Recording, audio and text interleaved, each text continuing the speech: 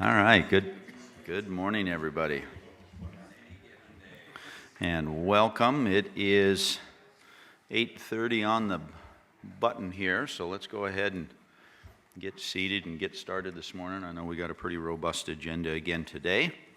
So with that, I would like to go ahead and call to order today's meeting for Saturday, September 27, 2025, for the Nevada Board of Wildlife Commissioners. And with that, I will go ahead and lead us in the pledge this morning. I pledge allegiance to the flag of the United States of America and to the republic for which it stands, one nation, under God, indivisible, with liberty and justice for all. All right, thank you. And if I could have the department take a roll call, please. Chairman Rogers. Here. Vice Chair Young. Here. Commissioner Booth. Here. Commissioner Bourne. Here. Commissioner Cavilla. Here. Commissioner Keel. Here. Commissioner Messna. Here. Commissioner Munn. Here. Commissioner Walther. All right, thank you for that. And with that, if I could have any county advisory boards in attendance here in Las Vegas today stand and announce yourselves. And if I could have you maybe come down to the mic so that those attending on Zoom are aware.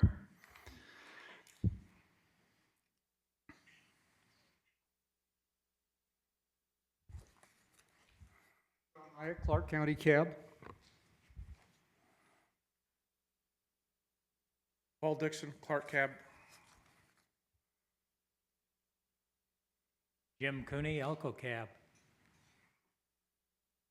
Joe Krim, Pershing. All right, thank you. How about any county advisory boards via Zoom?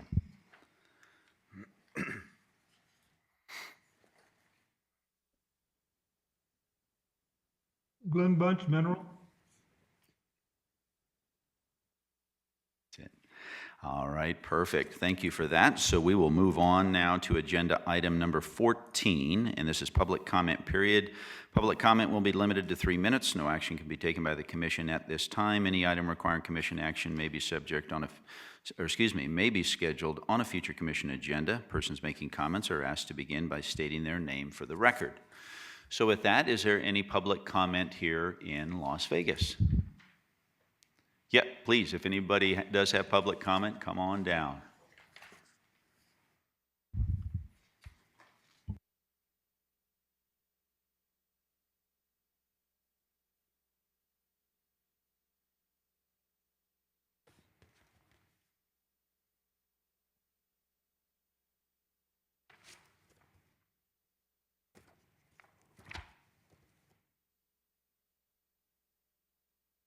My name is Dave Stillwater. I've been a trapper since I was 5 years old, a hunter at 8. I'm the district director for the Nevada Trappers Association for Clark and East Nye County. I've been in the Hall of Fame. I'm in the Nevada Hall of Fame, and I'm Trapper of the Year twice. And the main reason I'm down here right now is we got Wildlife Services. They spent between $50,000 and $60,000 on 16 coyotes. I'm sure you guys probably got the exact numbers down, but I lost them. So I'm trying to get a bounty on coyotes because of $50,000, that's 1,000 coyotes we could have caught, and they got 16. So that concerns me.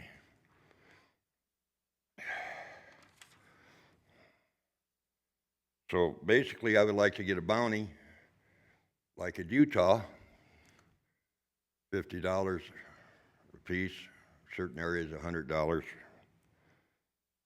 But I'd like to make it better. I'd like to get some bonus points for hunting. I haven't had a deer tag in 7 years or any kind of tag. And this way, you got all kinds of hunters, trappers out there catching these coyotes, preserving our natural resources. You just don't have the wildlife services we're spending our own money. I mean, trapping's expensive, hunting's expensive, gas will eat you alive, trap thief will eat you alive. There's all kinds of things, but there'd be a motivation for the bonus points and for the bounty. I run 2 trap lines. One's about 160 miles. The other one's 190 miles. When season's on, open on up, that's a lot of gas. A lot of broken down vehicles. You got to have a backup. And then once you catch them, skinning and fleshing and all that crap. Last year, I don't try catching coyotes because they're not worth my time. They're not worth any money. I mean, I sent you guys all a little pamphlet you can see in the back of the price of the animals. And basically, to make a long story short, coyotes average, for me, about $5 or $6. Other people get a little bit more higher up, they're up north or whatever. But the skinning and the fleshing, I mean, you're looking at hours for that. You can make more money standing on an off-ramp, having a sign, please help, I'm married. You know, okay, I'm already kicked off. Thank can you. I say just a little more? Well, the paperwork says it all. The Heritage Fund, you might be able to come up with the money. There's other ways of coming on up with it. But if you read that paperwork, it says more, that makes more sense than what I'm saying. Thank you very much. Appreciate it. Any questions?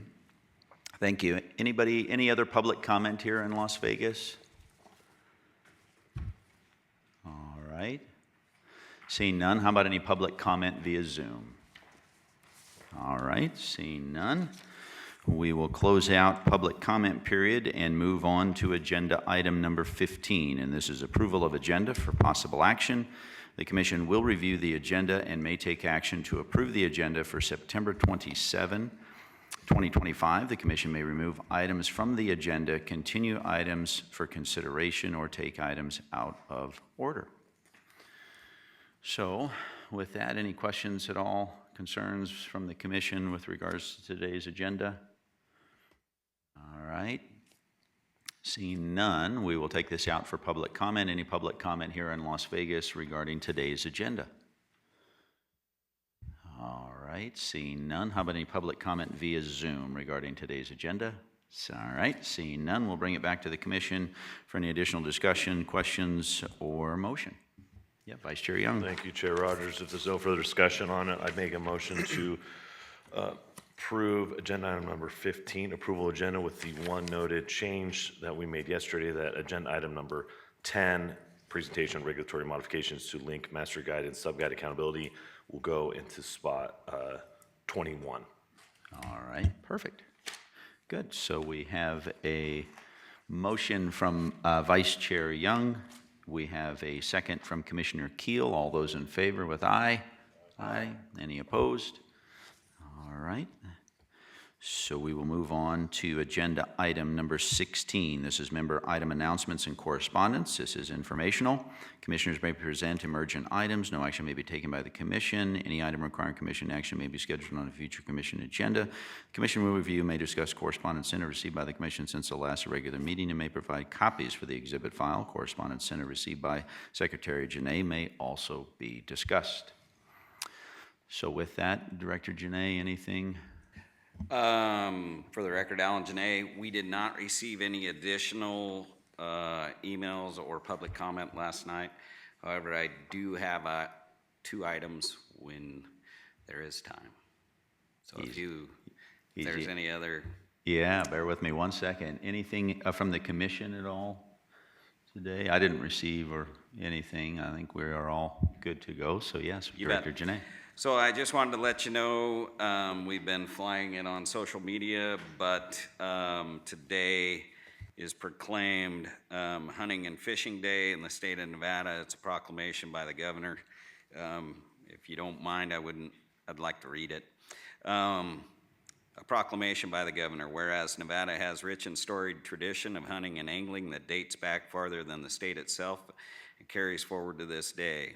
And whereas hunting and angling continues to be an integral component of the cultural fabric of communities throughout the state, and over recent years have offered a growing number of participants an opportunity to connect with nature on a personal level while simultaneously providing food, security, and a sense of self-sufficiency and both mental and physical health benefits. And whereas Nevada sportsmen and sportswomen were among the first conservationists to support the establishment of the Nevada Department of Wildlife to conserve fish and wildlife in their habitat, and through their license fees have helped state efforts to provide for healthy and sustainable natural resources. And whereas upon realizing that license fees alone were insufficient to restore and sustain healthy fish and wildlife populations, sportsmen and sportswomen supported self-imposed excise taxes on firearms and ammunition, fishing tackle, and motorboat fuels to raise additional conservation funds.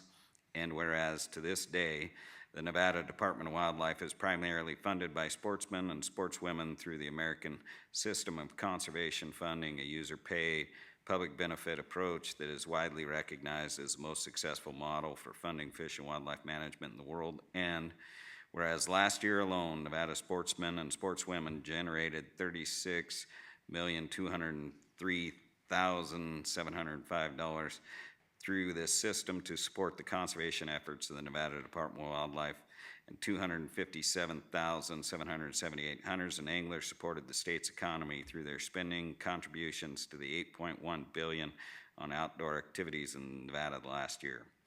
Whereas, according to the most recent data from the Bureau of Economic Analysis on national level, sportsmen and sportswomen spent more than $38 billion on hunting and fishing and recreational shooting, which does not include spending on items such as trips and travel or license fees that were necessary for their participation. This funding helped fuel the outdoor economy, which comprised 2.9% of the state's GDP in the same year. And whereas National Hunting and Fishing Day was established in 1972 to celebrate and recognize hunters and anglers for their immense contribution to fish and wildlife conservation and to our society, now therefore I, Joe Lombardo, Governor of the State of Nevada, do hereby proclaim September 27th, 2025 as Hunting and Fishing Day in Nevada. And so it was very timely with today being September 27th, so I just wanted to bring that to the attention of Commission and the audience. The second item is, it's a really good thing for the individual. It's a really bad thing for the department. Here to kind of wish our Deputy Attorney General Craig Burkett happy times. In retirement, he is announcing his retirement coming up in October, and so this will be his last meeting. Just really wanted to acknowledge all of his expertise, but also passion that he's brought to this job. By far and away, in my career, never had the privilege of a DAG such as Craig Burkett.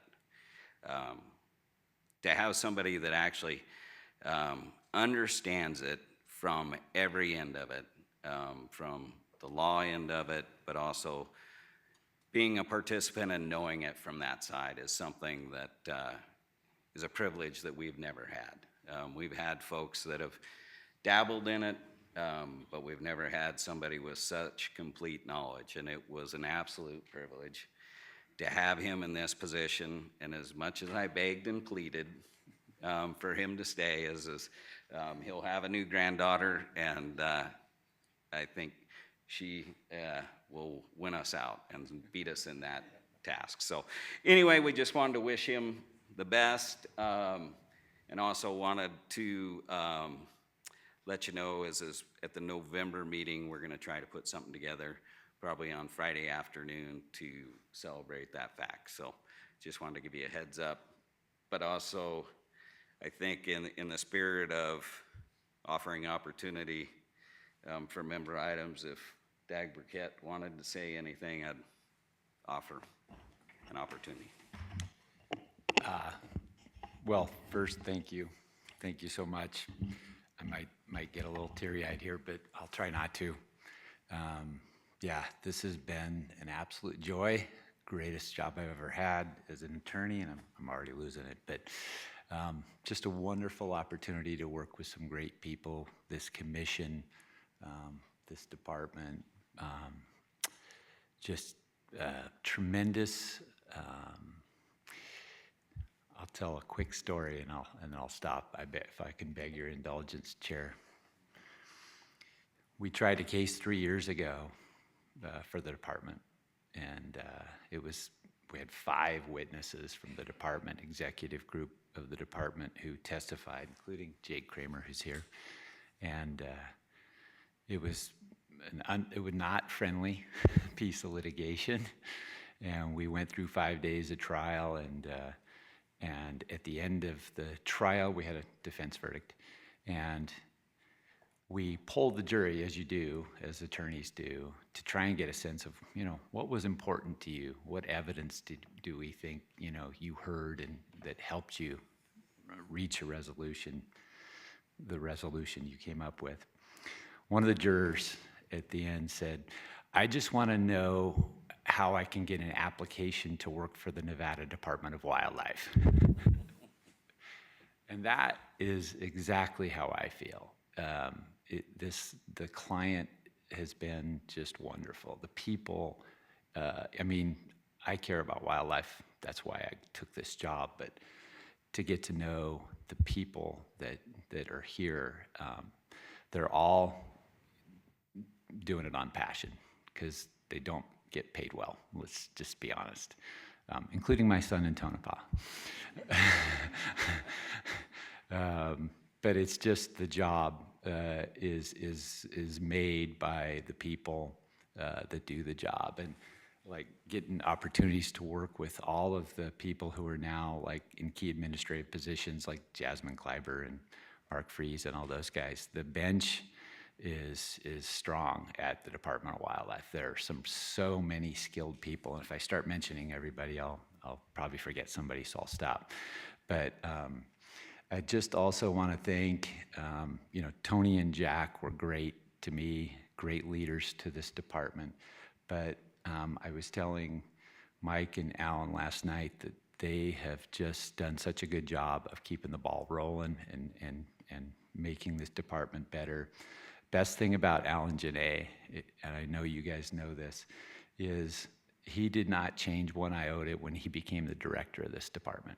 He's the same guy. You can trust any word he says to you. You can trust those words, and obviously with his immense knowledge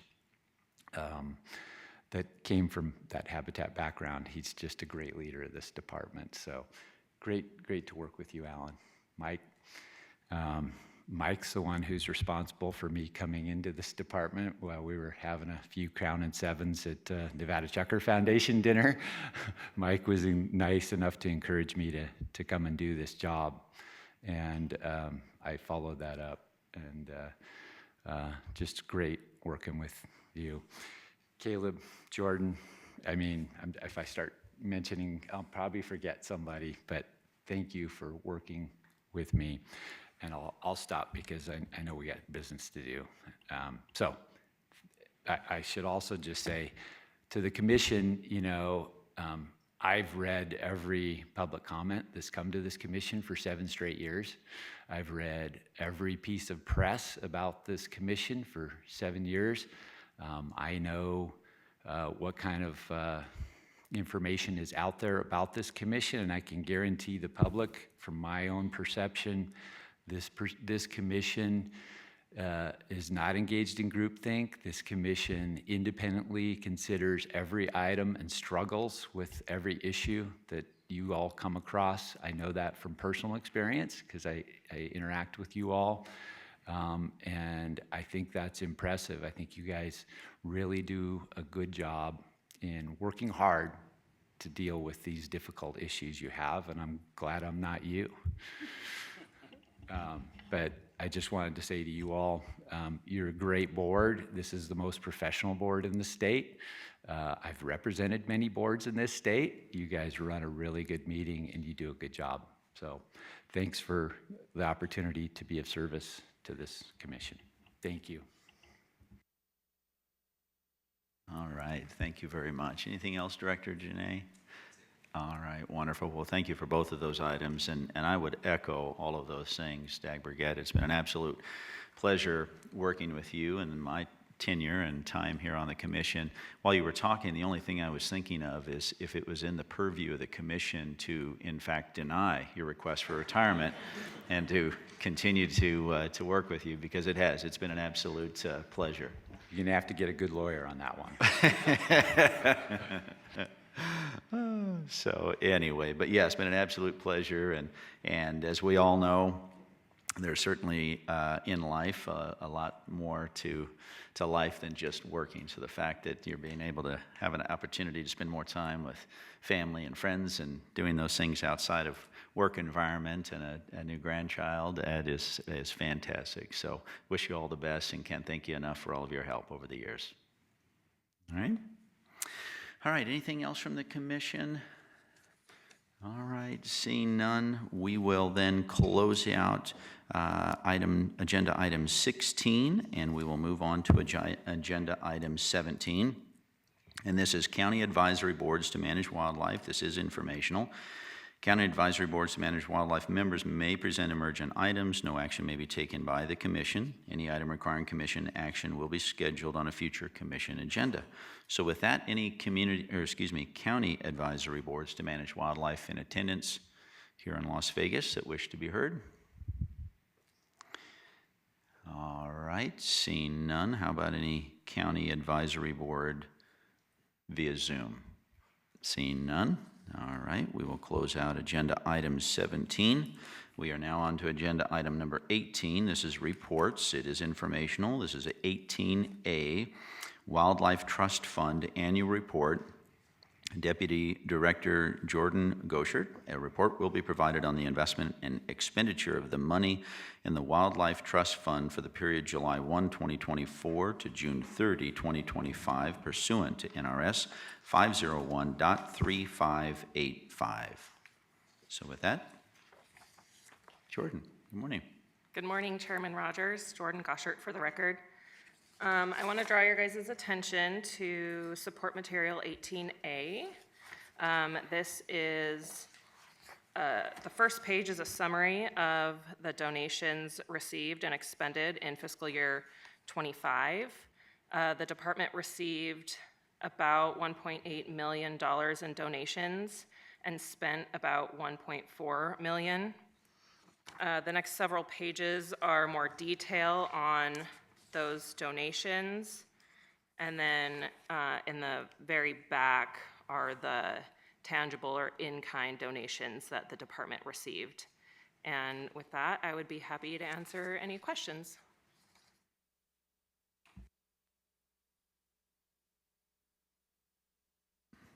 All right, thank you for that. How about any questions, comments from the commission with regards to the Wildlife Trust Fund?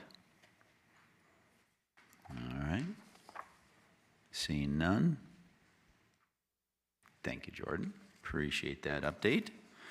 And we will move on now to agenda item 18B. This is Association of Fish and Wildlife Agencies Annual Conference Report. Secretary Janae, a report will be provided from the 2025 Association of Fish and Wildlife Agency Conference that recently held in Tucson, Arizona.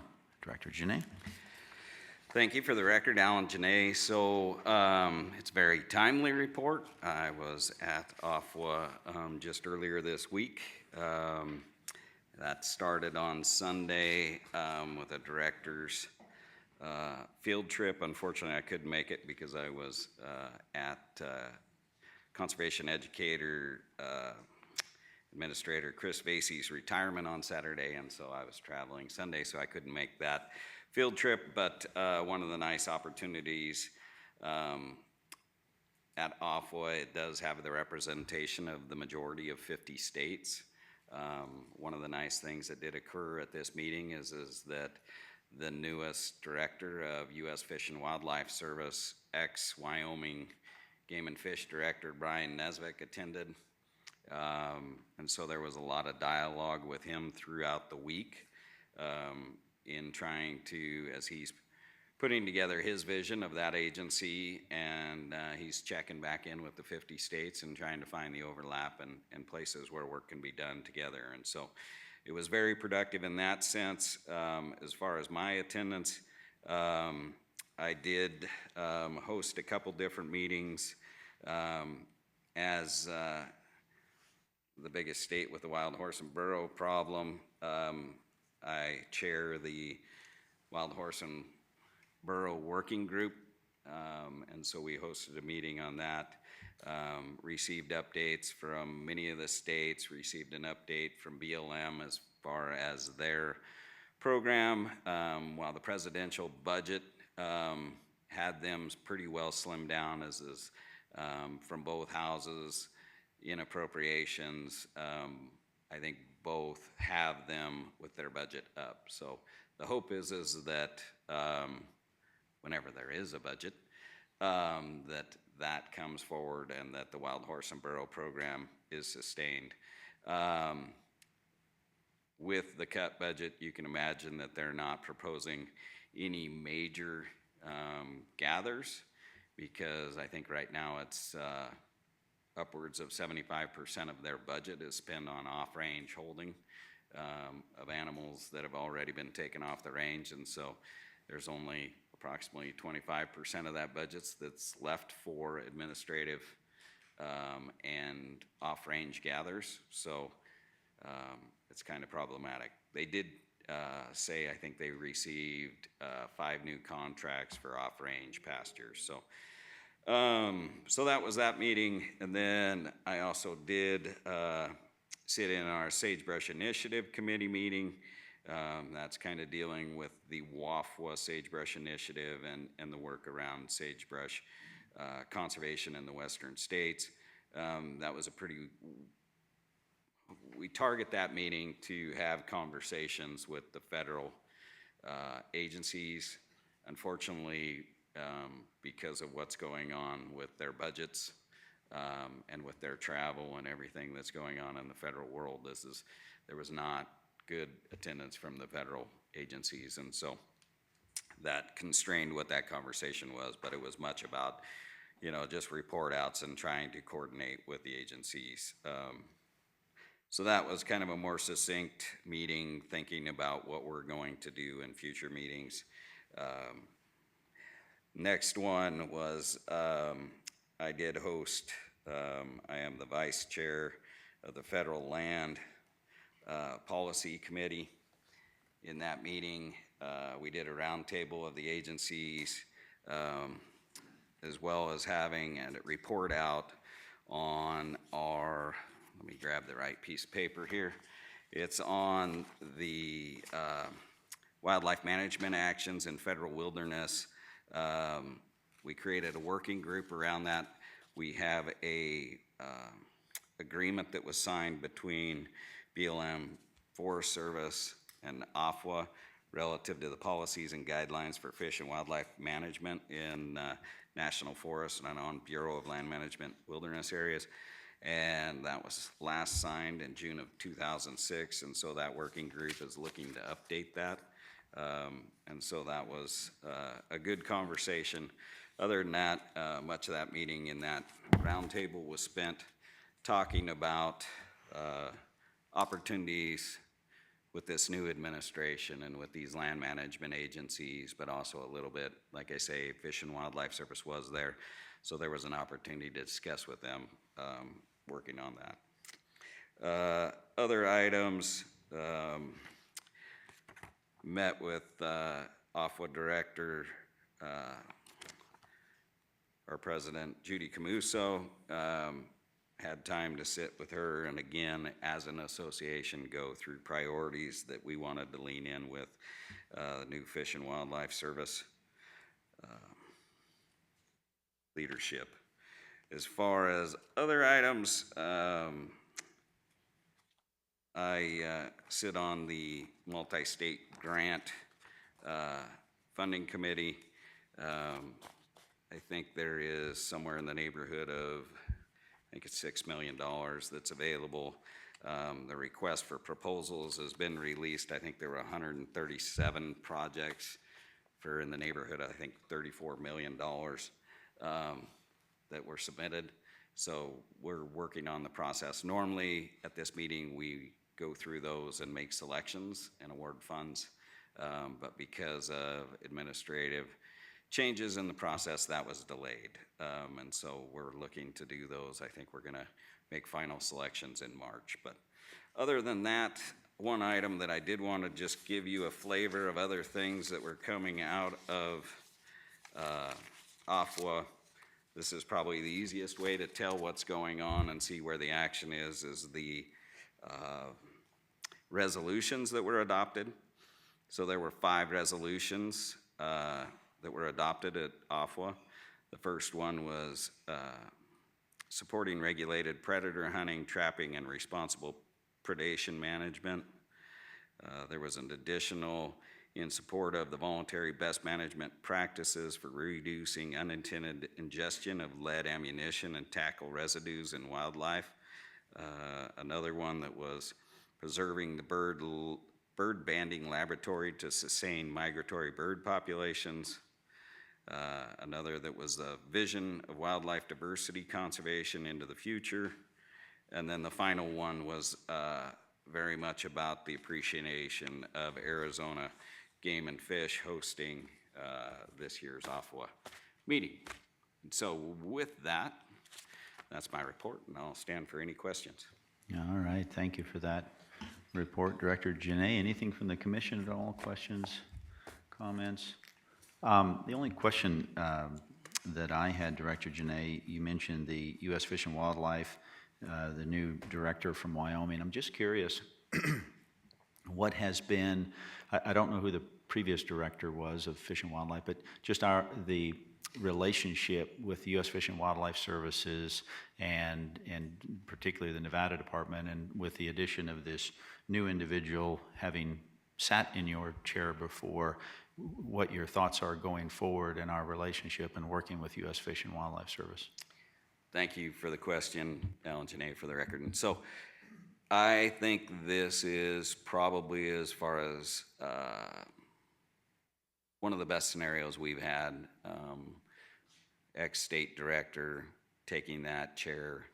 But it's not only significant from a national standpoint, but I can think of no other case where the western states have had this kind of representation. So one of Brian Nesvik's deputies is also Jay Shirley, who was the director of Utah. And so those two individuals, plus there's another individual that's from the West, affiliated with Muley Fanatics with some of his past background. And so there's a really strong connection and background and perspective of Western issues that's in this Fish and Wildlife Service administration that I don't think we've seen in quite some time. So I think it's rather positive. There is a lot going on back there. I mean, it's just amazing how much is going on. But I think that this is a really good opportunity for the West, but also just in shaping policy and the work that they're doing. It'll be very helpful. I used to sit on the board for Intermountain West Joint Venture with both Brian and Jay. Both of them know the spirit of collaborative conservation in the West, and I think they appreciate that, and I think that that's going to be some of their background in making some of their decisions and the things that they choose to focus on. And so I think it's going to be a really good administration, and look forward to seeing what they can get done while they're in there. Yeah, perfect. Good. Thank you for that. Anything else from the commission? All right. With that, we will proceed and move on now then to agenda item number 19. This is pronghorn antelope translocation for possible action. Wildlife Staff Specialist Cody Schroeder and Colville Confederated Tribal Wildlife Biologist Sam Rushing.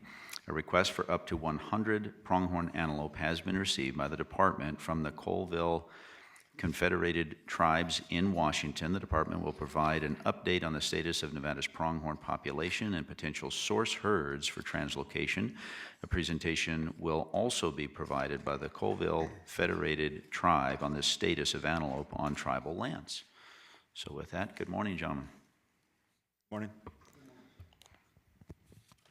I guess I'll start us off. For the record, Cody Schroeder, Staff Specialist, Game Division. I did not present or provide a presentation this time. I was instructed not to, so that made that an easy choice. So I'll let Sam kind of take it over, but I will just kind of offer that we're really appreciative of the Confederated Tribe for reaching out to us about a year ago. We've worked with several tribes from Washington in the past, and as we laid out back in May at our quota meeting, we've got a couple pronghorn herds in Nevada that have been doing really well.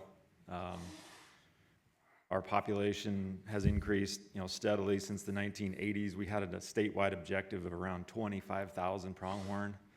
Our most recent estimate was 36,500. And so we were already kind of in the thought process of wanting to move antelope within the state. Colville reached out to us, and we thought we could accommodate that. Since then, we've identified a couple target areas for source stock that we think will be mainly in the areas where we've been harvesting females.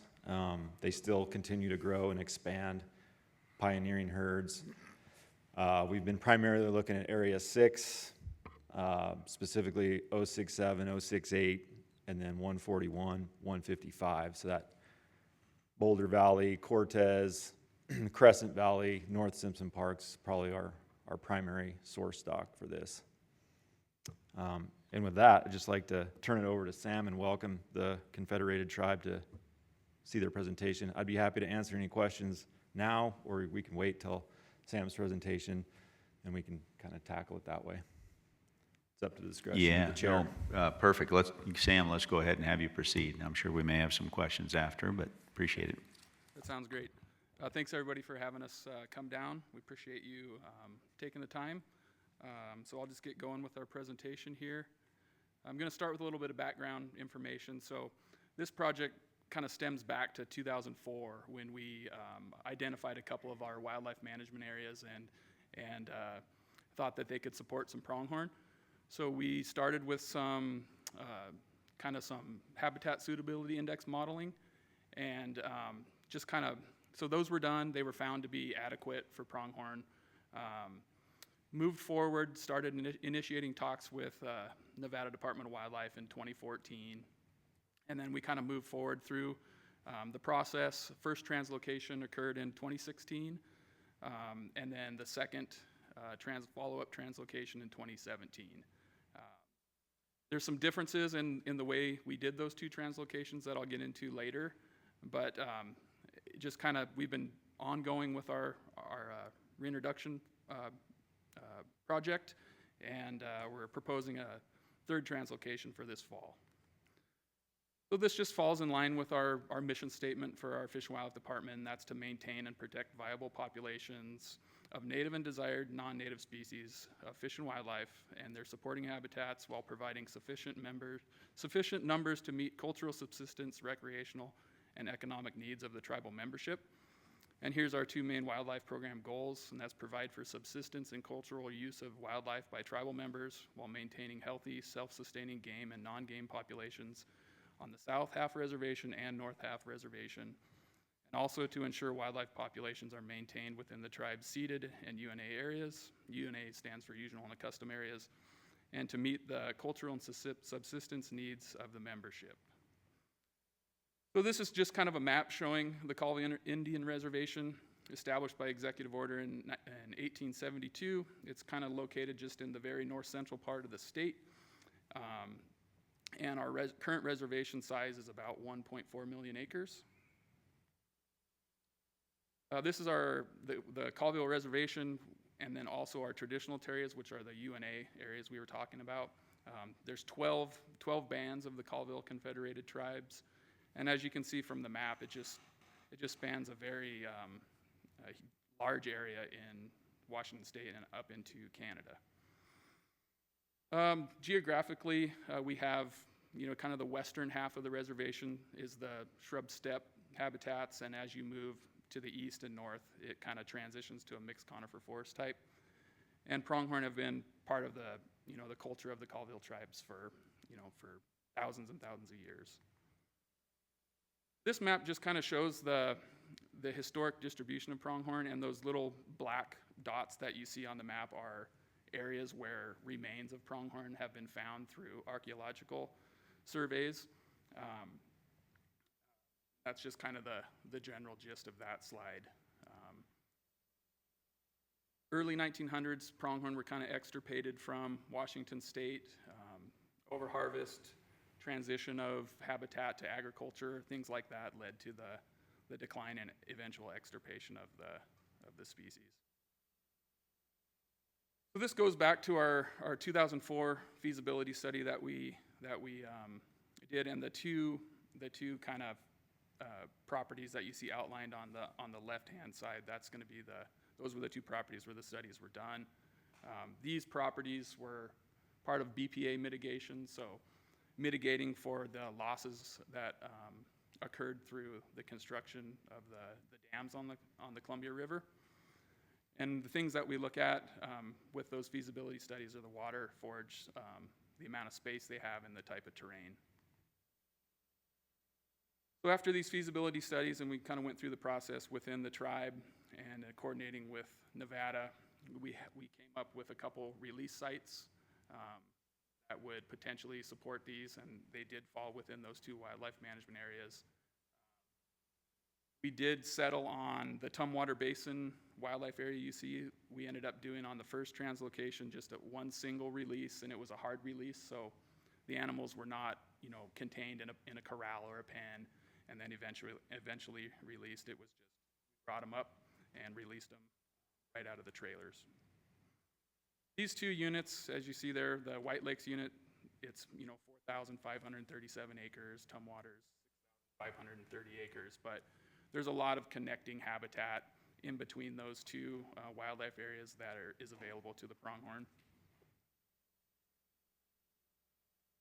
So with our first translocation, we brought 52 total antelope up to the Colville Reservation.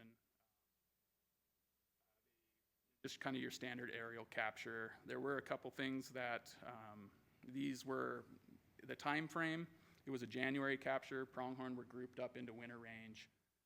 So it was kind of working that same herd down here in Nevada for the entire capture effort. And we saw a few things, so like some body temperatures increasing. We ended up having some suspected capture-related mortality from that. So they were either long-lined on this capture, brought in on the helicopter to the processing station, or out in the field when the pronghorn were captured, they were loaded into pickup trucks and driven into processing stations. Haloperidol is a drug that we used, and that's kind of a sedative, calms the animals down. We cooled the animals with snow and water to get those body temperatures down. Body temperatures were getting to that 105-degree mark, we gave IV fluids and oxygen. We loaded them into 3 stock trailers on that translocation, and all 52 successfully made it back to the Colville Reservation. We didn't have any mortality that occurred in transport. But a couple things that occurred where we had kind of an unusually heavy winter, so snow depths were deep, and we kind of had a icy crust on top, and it made it really difficult for the pronghorn to move around on the landscape, and especially pass underneath fences because of that snow crust. And so we were seeing some mortality there, mostly predators like coyotes were running them into fence corners and things like that. So we lost some animals from that translocation. Just a map showing kind of the distance from the capture location to where we.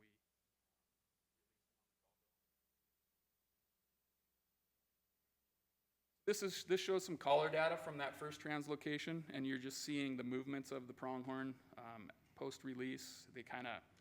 They did move across the Columbia River, which we never suspected would happen. It's a very large river, but they swam across and found their way south into Douglas County. A lot of really great habitat down there too, but as you can see, they really searched and looked around on the landscape to found kind of their core zones. Second translocation was a little bit different. So in this translocation, we brought 98 pronghorn back to the Colville Reservation. It was a little bit of a different area, and some of the major differences is that we chose to do a fall capture, October, instead of January, for a couple reasons. One was the animals weren't all grouped up onto winter range in large herds, so we could pick off smaller groups of pronghorn, so we weren't working the same herd over and over again throughout the capture, stressing them out, raising body temperatures. So as one herd, was kind of getting stressed, we could bump over and move to a new one. And all of the pronghorn on this capture were brought in via long line, so we didn't do the pickup trucks and drive them back to the processing station. This was over a couple days instead of a single day capture. We brought 4 stock trailers instead of 2 on this time, so we were able to load them into 2, and as soon as those trailers were full, we could send them back, so they weren't waiting around in trailers until the capture was finished. We did have one mortality in transit where we had a pronghorn that had broken its neck in the trailer. That animal was euthanized, but so 97 were released from that second. This is just kind of the differences between the two, and some reasoning. So we chose to capture in October. Pronghorn vasculature is closer to the surface without their winter coat, so they would heat up a little quicker, but they would also cool off a lot quicker. Less fat, less dense coat. As I mentioned before, they weren't grouped up into winter range, so we could work with smaller groups. And also, there's no snow on the landscape up in Washington State at that time, so with the release, animals were able to move around the landscape quicker or easier, kind of figure it out, find the other pronghorn that were already there, and pass under fences. Some other changes were we administered the haloperidol immediately, so as soon as the capture crew net gunned the animal, they were given that drug to start calming them down.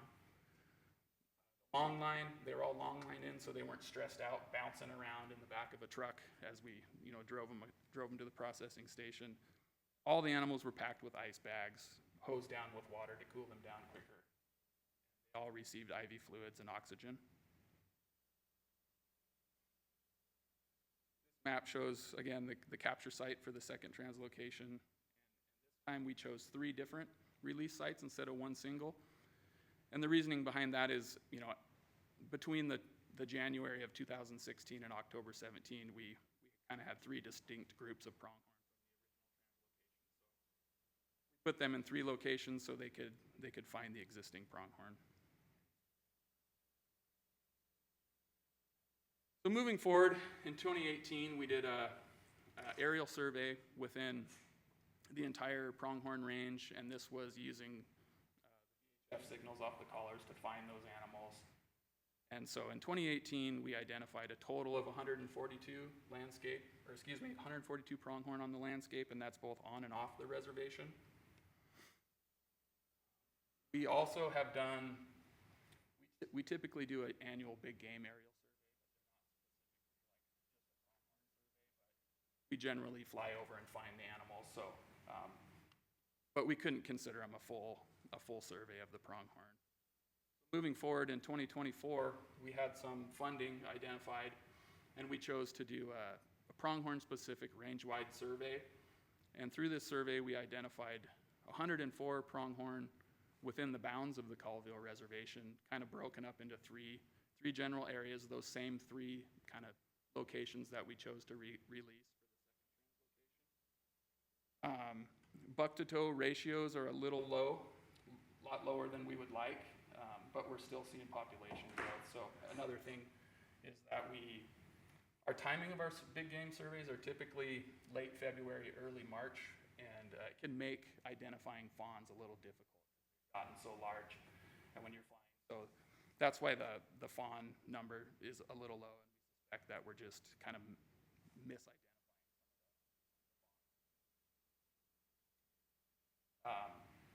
During that aerial survey, we did miss one known group of pronghorn that we've identified through ground surveys, and we just couldn't find them in the helicopter that day, but about a week to 2 weeks later, we did find that group, and there were 21 pronghorn in that group, but they were 500 yards out, so we weren't able to determine the herd composition, but we were able to know that we had 21. So that brings our total for on reservation up to 125. We also flew all of the pronghorn range off the reservation to the south in coordination with the Washington Department of Fish and Wildlife, so they were able to fund a part of that off-reservation survey.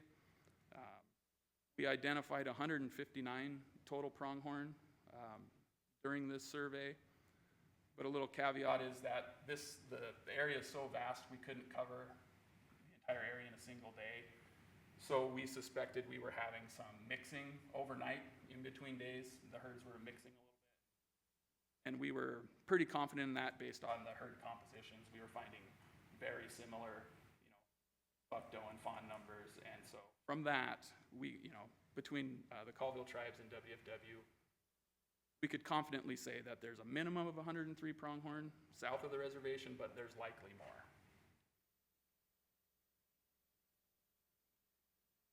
So the map you see there is just all of our, so the smallest dots are collar data, location data. Aerial survey data is the green dots, and then ground survey data red. You can kind of see those core zones between the aerial and the ground survey data that the animals are using. So our estimation in February 24 is 228 to 275 pronghorn. That difference is 228 would be our observed numbers through aerial survey. 275 would be Washington Department of Fish and Wildlife biologists had done some ground survey work, and their estimate was 150 pronghorn through ground survey work. So that's just kind of our range, is we're in that 128 to 275 animals, which is great to see, given that we've brought back 150 from Nevada. On reservation, buck to doe ratio is 15 to 100, which is a lot lower than we would like to see. We want to be more in that 35 bucks per 100 does range. And also, fawn to doe ratio is low, but again, as I mentioned, we're likely misidentifying fawns while we're flying because of the timing. Off-reservation ratios are a lot better, 27 bucks per 100 does.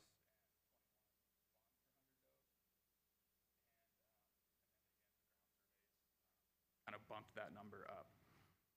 One thing that's interesting is that we did deploy a few more collars in 2023. We had 10 collars on the shelf, and so we decided to collar some animals, and we're still seeing movements across the Columbia River. They are still moving between Douglas County to the south and back onto the reservation.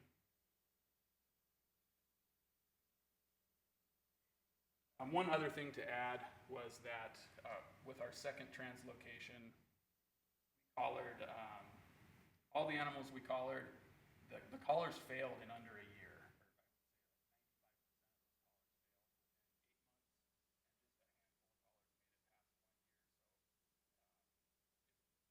Most of our surveys have been either just searching in a helicopter or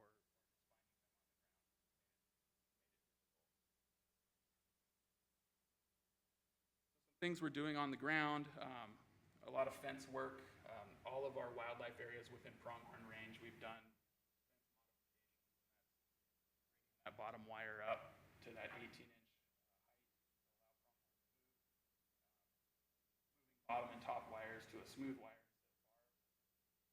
We make all the recommendations to private landowners that they follow the pronghorn friendly fencing specification. We can't force them to do that on privately owned and privately funded fences, but we do reach out and recommend that they use those. In 2020, we passed a resolution, tribal resolution, that requires all fencing that is funded by either the tribe, the state, or federal funding.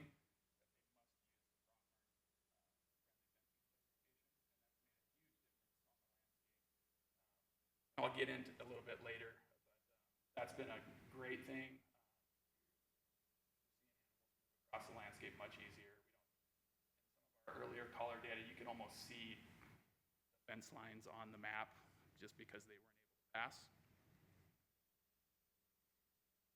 Another style of fence we've installed is buck and pole fencing. We use this to a lesser degree than the wooden rail fencing. They can be laid down.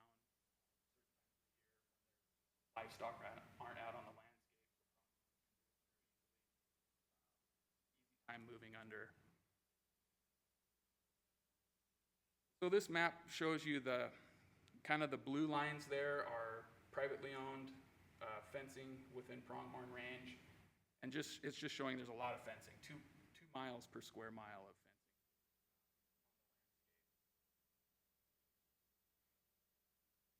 fencing. 2020, we had some pretty massive wildfires that started on the reservation, burned 189,000 acres on the reservation, all within pronghorn habitat.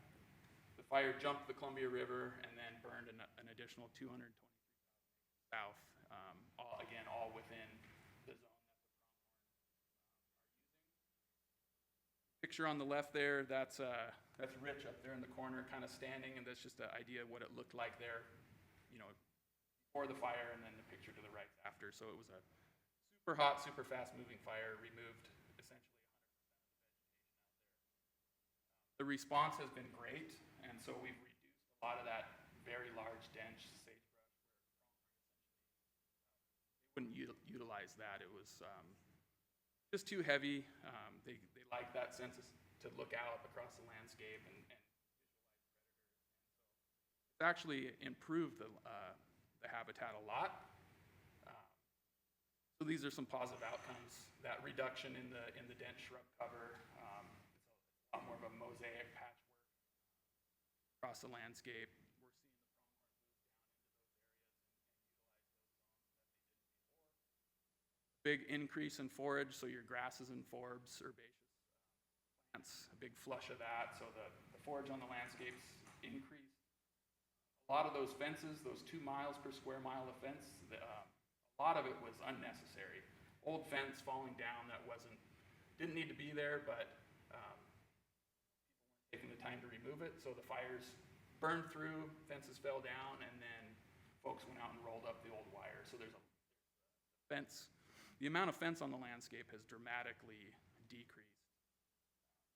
After that fire is when we proposed that tribal resolution. So after the fire, landowners are either applying for federal funding through the NRCS, or the tribe was reinstalling fencing, mostly range unit fencing for the tribe. And in this situation, they were all required to use the pronghorn. Most of the landowners out there applied and received federal funding through NRCS to rebuild fencing. The tribe received some FEMA money to replace that fencing.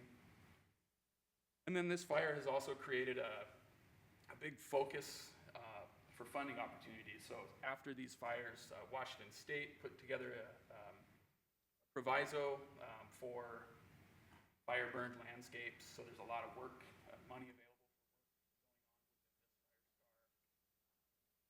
Kind of a lot of good has actually come out of this fire. Moving on to this third translocation we're proposing, so we'd like to request up to 100 pronghorn, and kind of the reasoning is to bolster our population. We're seeing that increase, but we'd like to speed that up, get them headed in the right direction a little quicker, improve our buck-to-doe ratio, and also eventually provide a subsistence opportunity to the membership. We did issue one single hunting tag for a tribal member this year. Either sex tag, and so the first pronghorn buck was harvested just that was great to see. We're proposing this capture to occur between November 6th and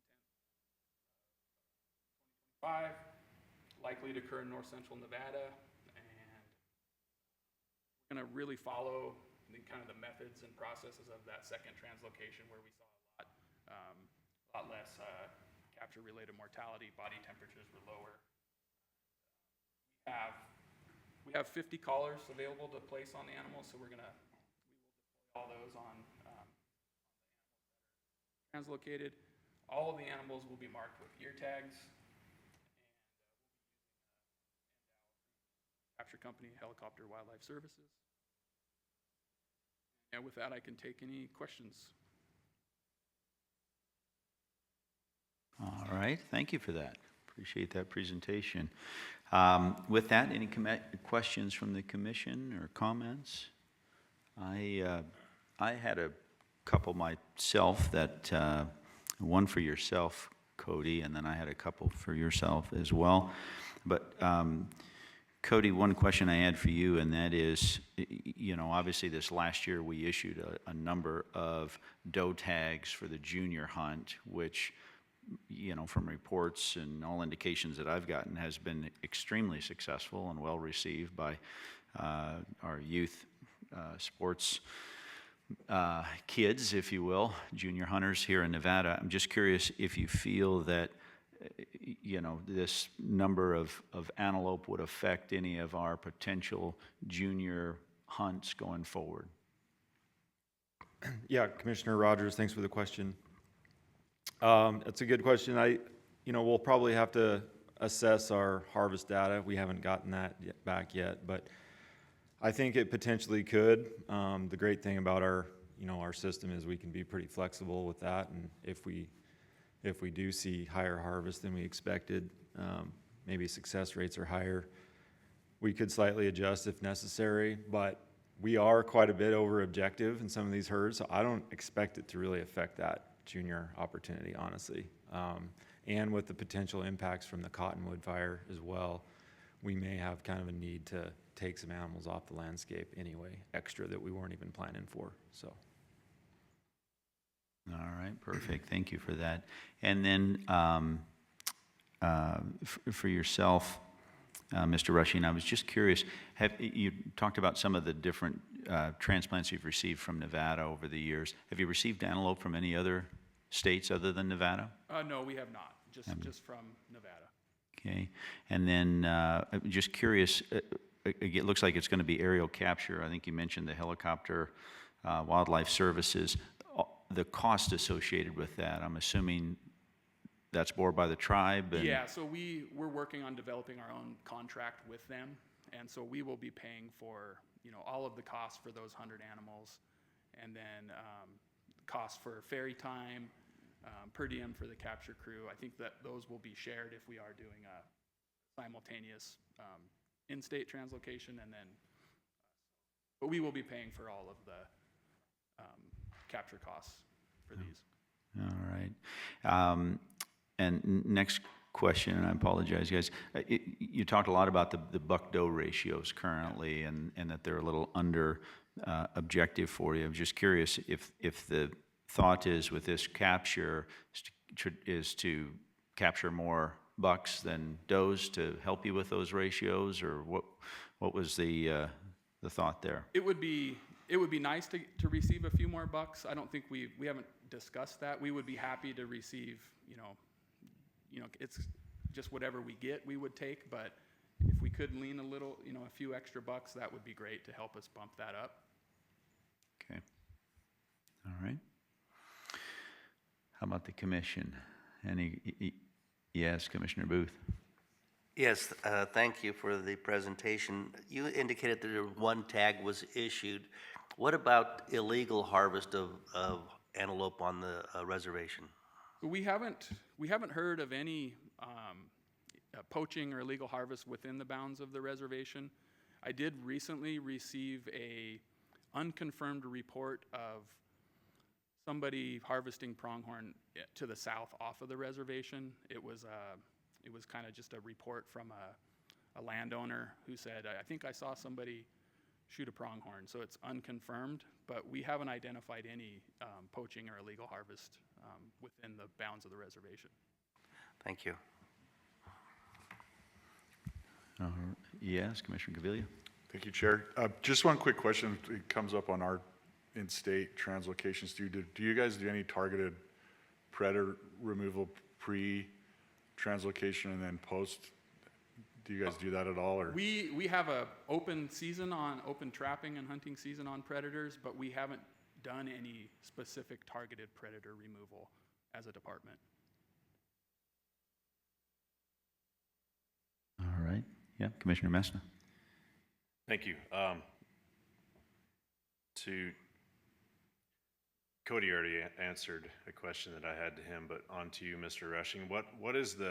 How is the coordination going between the tribe and the state? You showed quite a bit of information showing that an awful lot of the animals have left the reservation and are now on the state of Washington's jurisdiction, so to speak. And how is the state of Washington viewing this situation where an awful lot of these animals are no longer on the reservation, and what sort of future management have you guys proposed with the state, considering that these animals are not just going to stay on the reservation? And that's my first question. And then secondarily, were the surveys done at different times of year?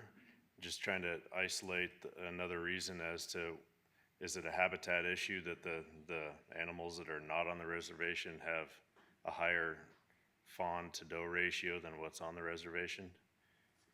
Yeah, so to answer your first question, the coordination with WDFW has been great. Initially, there was some doubt by DFW if pronghorn were here historically, but through that cultural survey data, they agreed, okay, yeah, pronghorn were once a native species here. We've done some public meetings, both up near the Colville Reservation, where we had, just general public come and voice their likes or dislikes about pronghorn. Also to the south, in the Prosser area, we attended those, and that would be more focused towards the pronghorn that the Yakima Nation manages, but we are involved in that too. We do coordinated surveys, share numbers, and things like that. At this time, I'm not sure what their plans are as far as hunting or anything like that, but they have not proposed any sort of a hunt. I know they are a protected species with WDFW, so that meaning that a general person that they are identified as a game species and protected. But yeah, it's going really well with the state. They shared cost of some of the aerial survey. They do ground surveys and share all that. It's going great with them. As far as the buck to doe ratio, I'm not 100% certain why they're different. It could be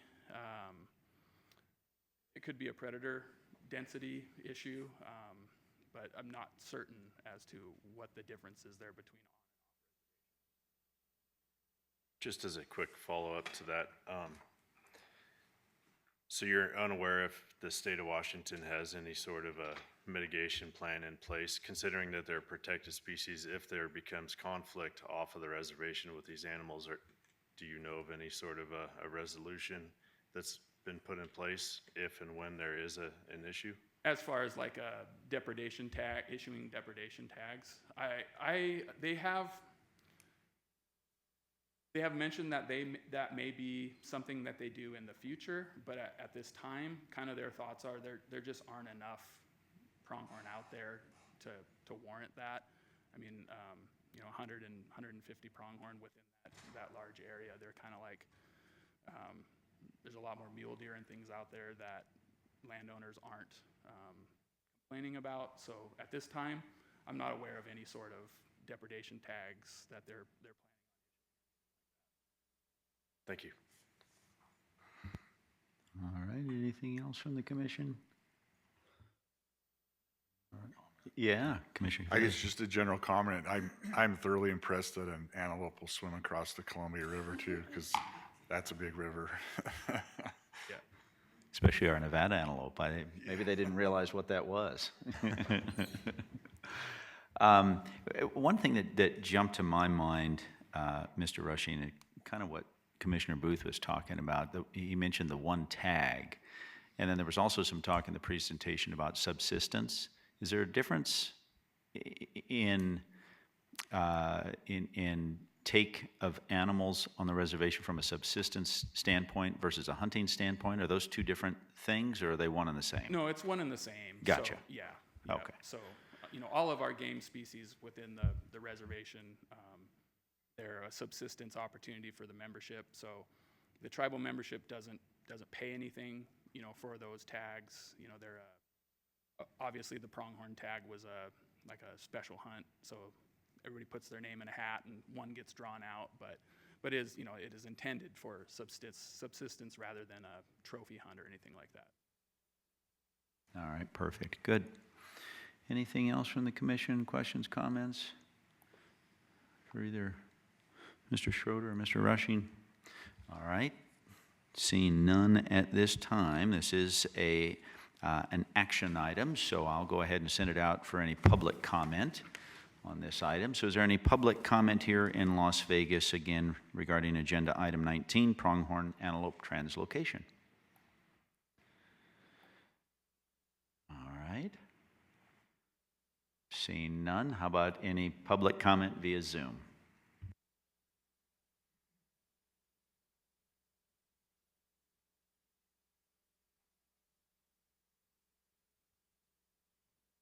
Mr. Bunch, if you still wish to make public comment, please unmute yourself.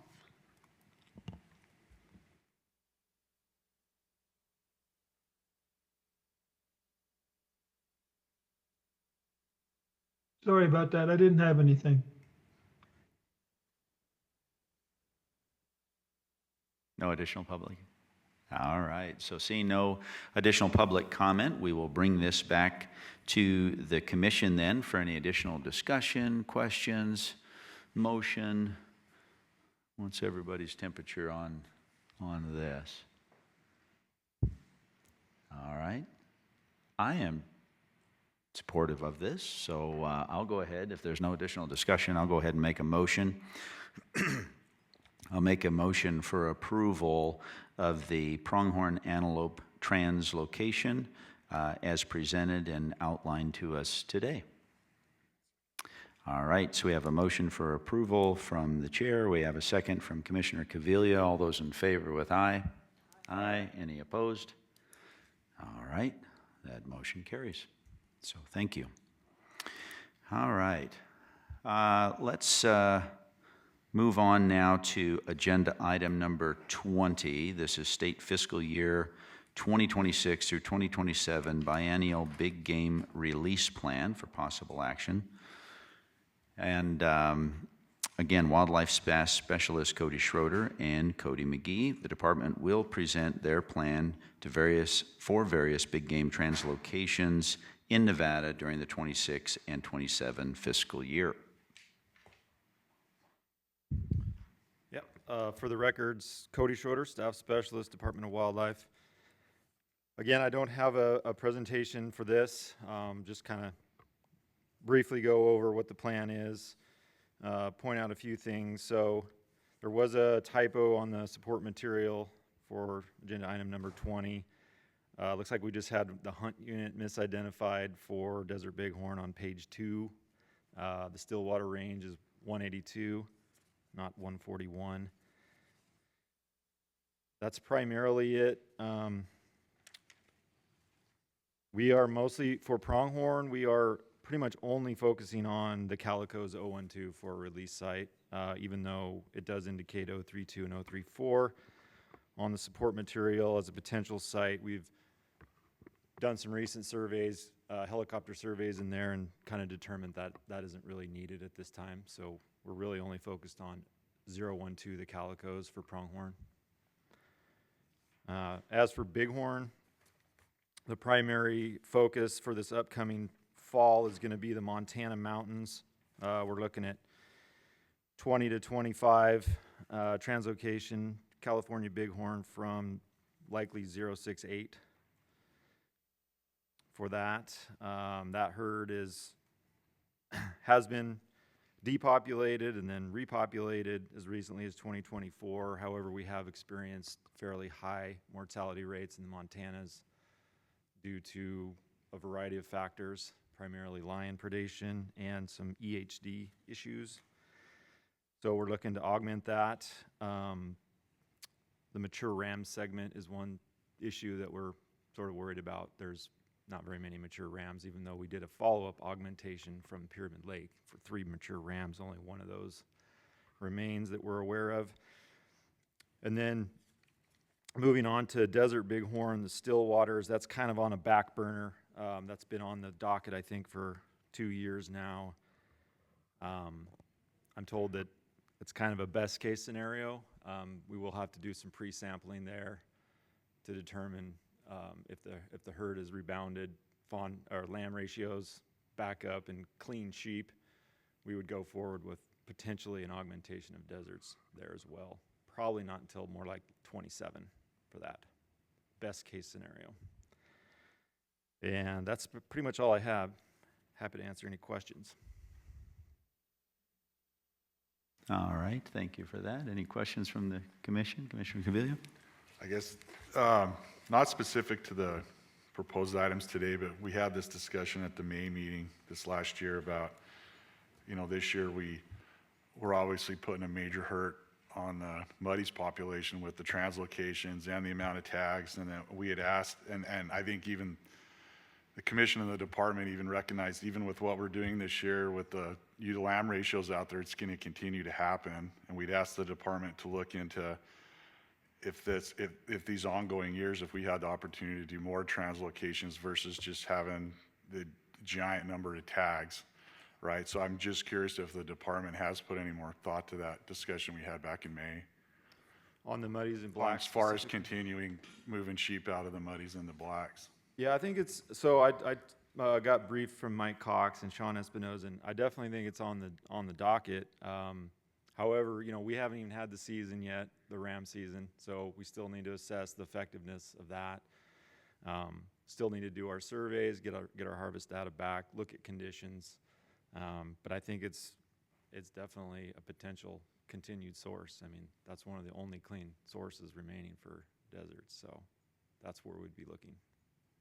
I guess just recognize, this is the 2026, 2027 plan, but recognizing if the opportunity comes, we're going to amend the plan. Yeah. Yes. All right. Excuse me, other questions from yes, Vice Chair Young. Thank you, Chair Rogers, and thank you, Mr. Schroeder, for the presentation. I'm supportive of the 031 augmentation. I did want to ask, so this is, I believe, now the third relocation or transplant to 031. Is there somewhat of a concern as to the sustainability? I know historically, going back 15 years, 031, specifically in the Montanas, was one of the better units in the state, but it seems to me that's a continued issue going on in 031 through multiple different, between predation, domestic sheep in the area and others. Just kind of a general question as to viability as to the northern half of 031, the Montanas. Yeah, good question, Commissioner Young. So, I am not the bighorn expert, but I will go out on a limb a little bit. I think the habitat is still there. It's still intact. It's still a good site. We feel confident in that.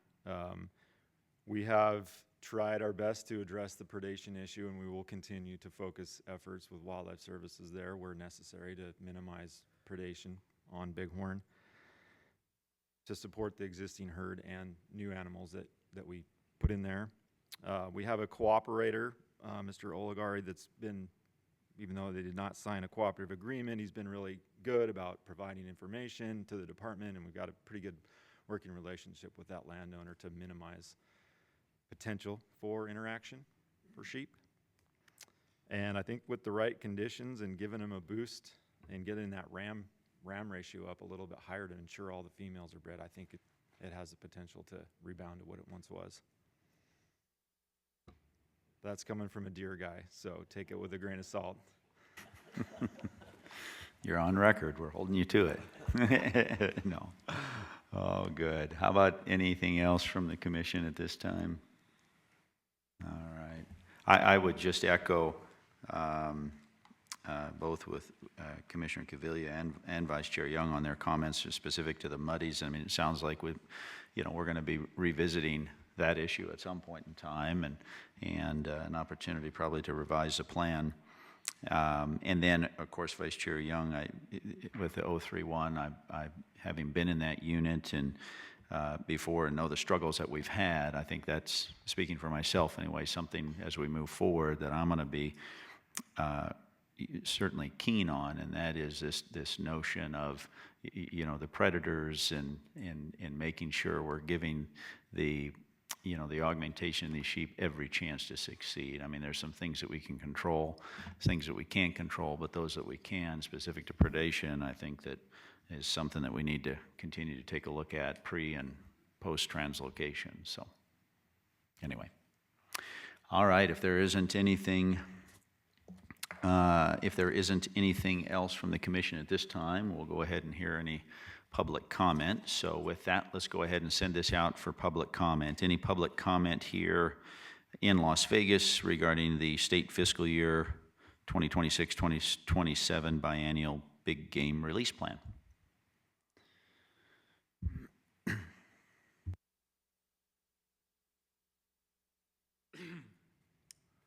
Mr. Chairman, members of the commission, Jim Cooney for the record.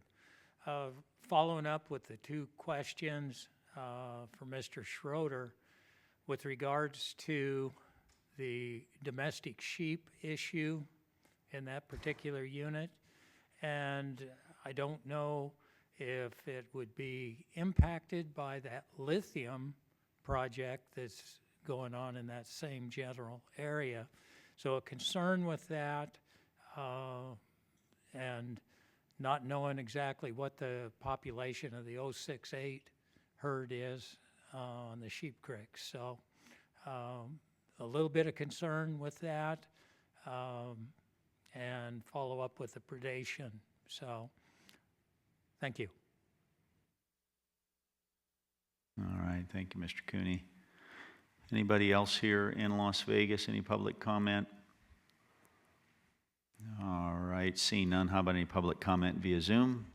All right, seeing none, I'll bring it back to the commission for any further discussion or comments or motion or anything of the sort. All right, Commissioner Cavilla. All right, with no further discussion, I'll make a motion to go ahead and approve the state fiscal year 2026-2027 biennial big game release plan as presented. Okay, with that, we have a motion from Commissioner Cavilla. We have a second from Vice Chair Young. All those in favor with aye? Aye. Any opposed? All right, seeing none, thank you for that. With that, maybe we've been going for a little bit here this morning. Maybe let's take a little bit of a break. It's about 5 before 10, so maybe let's take a 15-minute break here and plan on being back here about maybe 10 after or so. All right? Thank you.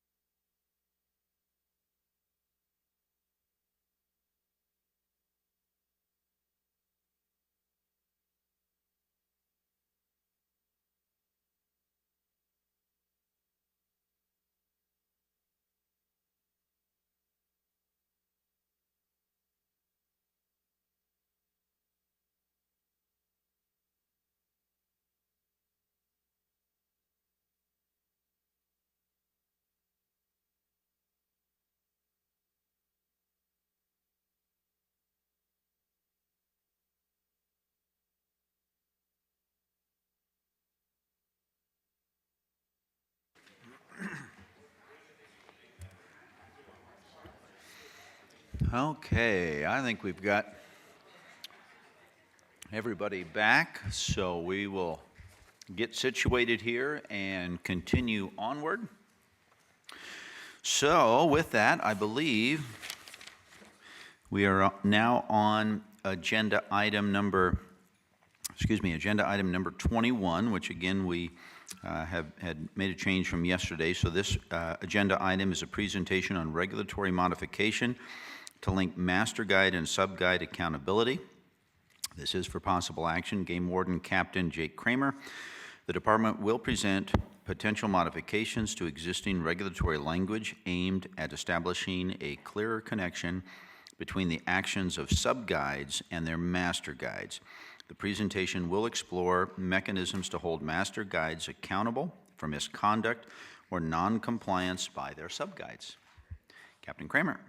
All right, well, thank you, and good afternoon. Jake Kramer, Game Warden Captain for the record.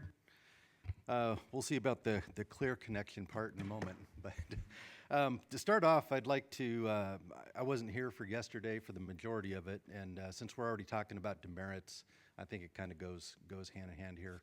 But I understand that there was some confusion yesterday as to demerit stacking. So I'd like to clear that up. I have that answer for you. So it is an NRS 501-1814. It actually states that if an event, a criminal event happened at one moment, or it was one event, and there's multiple violations, that you can only assess, the state can only assess the highest demerit value for one of those crimes. So we cannot stack those. So again, if there's a 3 demerit violation accompanied by a 6 demerit violation at the same time in the same event, that person would only be assessed 6 demerits for that event. Yeah, please. Sorry to interrupt, Chair Young. Captain Kramer, I have a quick question. So you can, in a certain circumstance, cite for, let's say it's a 3 demerit and a 6 demerit, and then you can proceed with the investigation and charges on those potential violations, but then when it comes to the actual demerits, you can only assess or put on top of it the highest one. Is that correct? That would be correct. I can't imagine a scenario where we would cite somebody for something and then also submit a criminal complaint for the same event. We would just wrap everything into the same criminal complaint. Okay. Yes, the same criminal complaint, but let's say there's a trespass and a poaching incident. You're only gonna proceed with one of those though, from a demerit standpoint, not a prosecution standpoint. Yeah, so Okay. if I can clarify. So if you had a trespass where somebody went on private property without permission and then had a poaching of a big game animal, the higher demerit value on that one, let's say that the trespass is 9 demerits, and the poaching is a felony, so that would be a 12 demerit with a certain penalty of 10-year suspension. So that one would be assessed. It's the higher of the two. Yeah. Chair? Oh, yes, Dag Burkett. I just, obviously, I don't make policy, but I want to speak to the law here. So obviously, if it's an NRS, if this prohibition on stacking is an NRS, that's something you have no authority to deal with. But if it is your desire to change policy to deal with the willful trespass issue by assessing a 12 demerit penalty for destruction, I don't know what the precise name of that statute is, but destruction of property, then you're achieving the same aims if that's what your aim is, which is getting to that 12 demerit level. So you can do it either way, just to clarify. All right, thank you for that. Good. Thank you, Captain Kramer. Yeah, if you would, continue, please. Okay. So today we're going to be talking about, well, it was the Commission's request that we generate information and ideas concerning potential changes to law that might hold the master guide accountable for sub-guide's actions in the field while conducting activities under the authority of a client contract.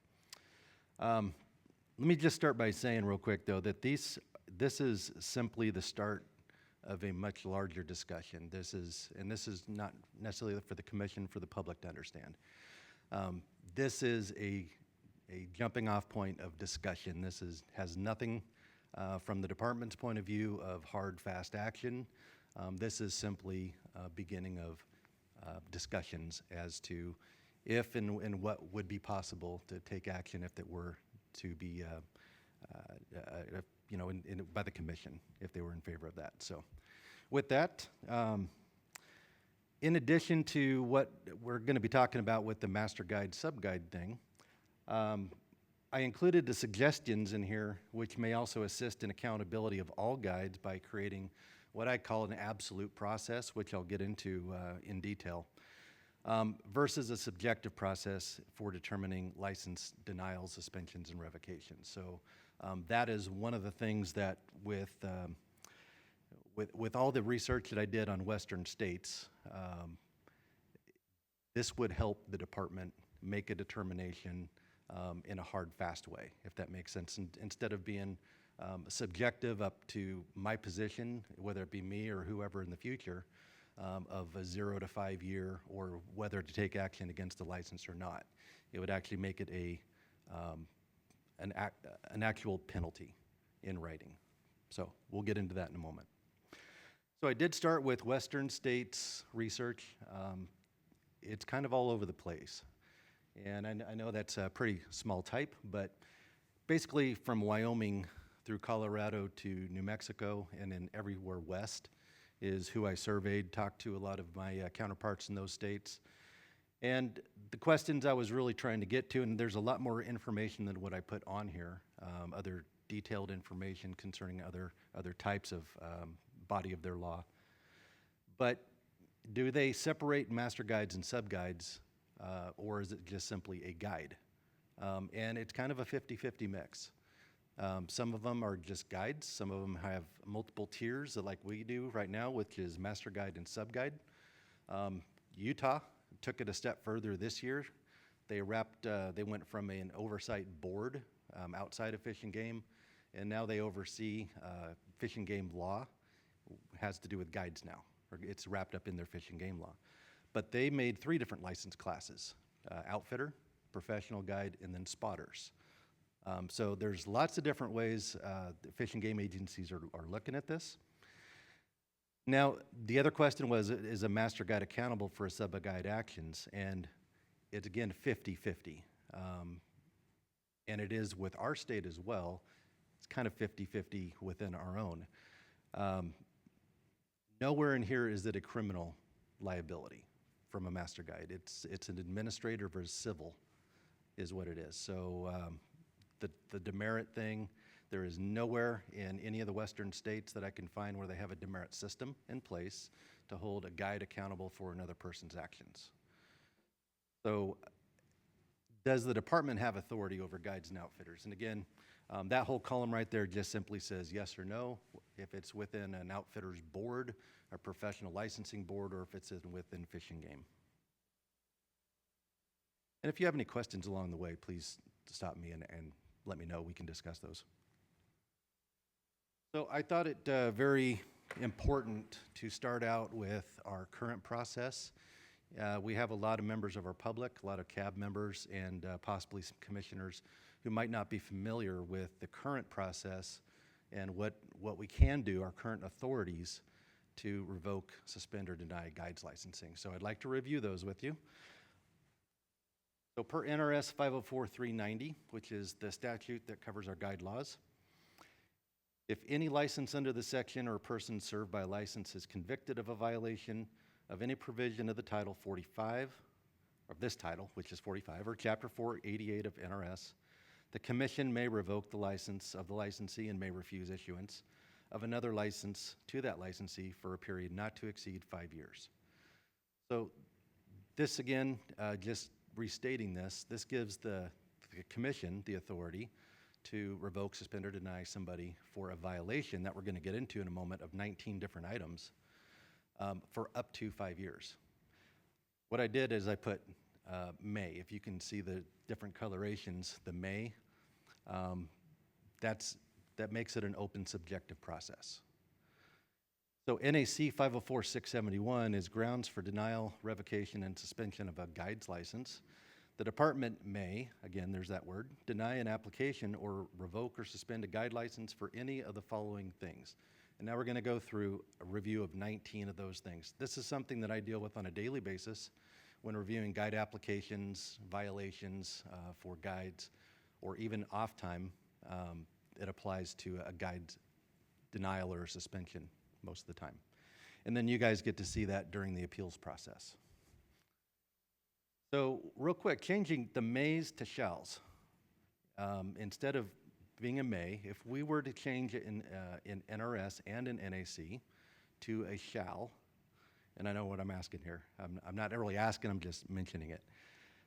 It would create an absolute process. And that list of conditions of a denial of suspension below that we're going to get into are mostly based in a conviction of a violation in which a defendant has already had their due process rights fulfilled within that criminal violation.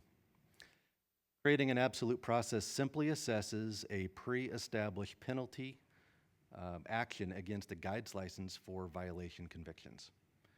Due process will still have to be necessary for denials, suspensions, and revocations. So here's those 19 things. So the commission may revoke, suspend, or deny for fraud, deception, in procuring a license. And in the light blue here, I just made a reference whether that was to based in a criminal act or if it's a civil or administrative act. And the majority of these are based in criminal acts. Fraudulent, untruthful, or misleading advertising, a conviction of a felony or a crime involving physical violence, theft, or fraud, a conviction of having violated a regulation of a federal land management agency, immoral, unethical, or dishonorable conduct in the licensee's relation to their guest, client, a patron, or a member of the public while providing guide services. That one is in red, that number, because that one is subjective. That's not a criminal penalty. Moving on, a conviction of having violated a provision of Chapter 488, which is our boating laws, or Title 45 wildlife law, or any regulation adopted thereto for a conviction of having violated an equivalent provision in law or regulation of another state or the federal government. Or NRS 444630, and I'll breeze through that real quick. Those are sewage and water pollution violations, basically litter. Number 7, a guide substantial breach of contract with a person utilizing their guide services. And then again, that is going to be that's a civil matter, as well as administrative for us. Operation by a guide in an area other than that which the guide is specifically authorized by the Federal Land Management Agency having jurisdiction. The employment of an unlicensed subguide. 2 or more convictions of any provision of basically DUI law is what that's referring to, okay? 2 or more convictions within a 7-year period is when they start losing their licensing. A conviction of any provision of Chapter 453, which is controlled substances, within a 5-year period. Or failing to report to the Division of Law Enforcement or the Department without undue delay any violation of wildlife law or regulation pertaining to the unlawful killing, possession, waste of wildlife for which the guide has personal knowledge. That portion right there is what the majority of the western states use as their liability laws that we're referring to. If somebody's liable for another person's actions, this is what they're using, and it's not a great baseline for that, in my opinion. But it's important to be here. Number 13, shooting, killing, and taking a customer or client's wildlife. Failing to comply with any provision of insurance, client records, client contract or records, which is in the body of NAC 504. Providing guide services related to hunting and fishing on public lands without having the proper permits. And then we have hunter trespass is a violation. Intimidating or threatening intentionally interfering with a person who is lawfully hunting, so that's hunter interference. And then any kind of revocation from our state or another state or an outstanding warrant. So currently, those 19 things are what the commission has authority and what you give me the authority to do through the department to initially deny, suspend, or revoke a guides license. So, I have some proposals. I put together 4 proposals. Again, these are just ideas, not recommendations, just simply ideas. The first one is to remove master guide and sub-guide designation and simply have a guide. There's a couple of states that do that currently, and it was just maybe modeling off of a couple western states. Second one is to establish an absolute penalty system based on the existing criminal demerit system for all guides, which would apply equally. The third one is the same as section number 2, but has a degree of master guide accountability for criminal or unethical acts under the circumstances the master guide knew or should have known the sub-guide's conduct. And then the last is establish a demerit system for all guides, which includes a certain demerit assessment to a master guide for each of the sub-guide violations, convictions, while conducting activities under the authority of the master guide's client contract. So 3 different proposals. 2 and 3 are very, very, very similar. So the first one, proposal 1, removing the designation of a master guide and a sub-guide. Just simply having a guide. So some points to consider, they're not pros or cons, or points to consider, is no need to hold a master guide accountable for another guide's actions. Would be easier for law enforcement, as each guide would be responsible for their own actions and behavior. Would not have to prove master guide is complicit for a sub-guide violation. Would simplify client contract requirements, client record requirements. Could be viewed as too many independent guides. However, through LLCs and partnerships and regular business dealings, that can create business relationships and allow them to do business with each other fairly easily. It increases accountability to all guides. All guide names would be required to be stated on a client contract and not distance themselves from any other guide's actions. They would all be complicit if their name is on that contract. Contracts for guides would need to be changed, possibly, to allow for the money to be changing hands between multiple guides and such. It's more the business part. This would have a potentially large increase in direct competition for existing master guide businesses. And let me explain that a little bit further. First, largely increased competition for special use permits could be viewed as a burden on our federal partner agencies or agency partners like BLM, Forest Service. So currently we have about 110 master guides for this current year, and we average about 350 sub-guides annually as well. Currently we have a little bit more than that, about 30 more, but we average about 350. So let's say 460 guides would now be jockeying for special use permits instead of 110. So that's what I'm talking about as far as the maybe possible burden on our federal agencies. So this proposal would require obvious changes to NRS because the definitions of master guides, guides, and such would no longer exist. A lot of it could remain the same through contracts, requirements, client records, things like that, but it would also take extensive revamp in our NAC as well. Any questions on Prop 1? Okay, moving on to 2. Establish an absolute penalty system for all guides equally. So our current process is this: violations of Title 45 and Chapter 488, which occur on personal time, not in association of a contracted hunt or trip, are based in existing criminal demerit systems in NAC 502-200, where a criminal conviction of wildlife law, Title 45, results in a specific demerit point. Demerits stay on that record for a period of 5 years before they fall off.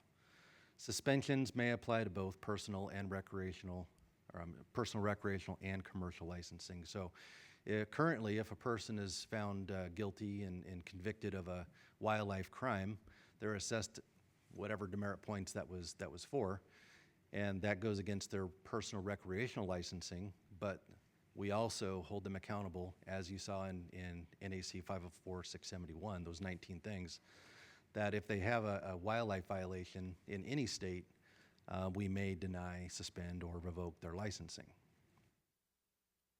So the proposed addition to what already exists is an absolute penalty system against the guide's licensing for all criminal and administrative guide violations. So this could be done, I believe, through NAC 504-671 or possibly create just a separate NAC.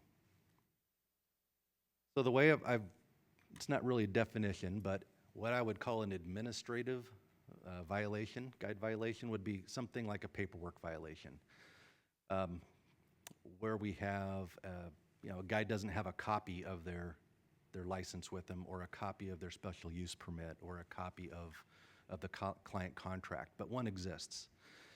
So those are paperwork issues. Not the end of the world. They're kind of low-level crimes, but they still are an offense. In those cases, I have down here that the first offense might be a documented warning. A second offense within a 5-year period would be maybe a 3-year suspension. If there is another offense within a 5-year period for something within that, would be possibly a 5-year suspension.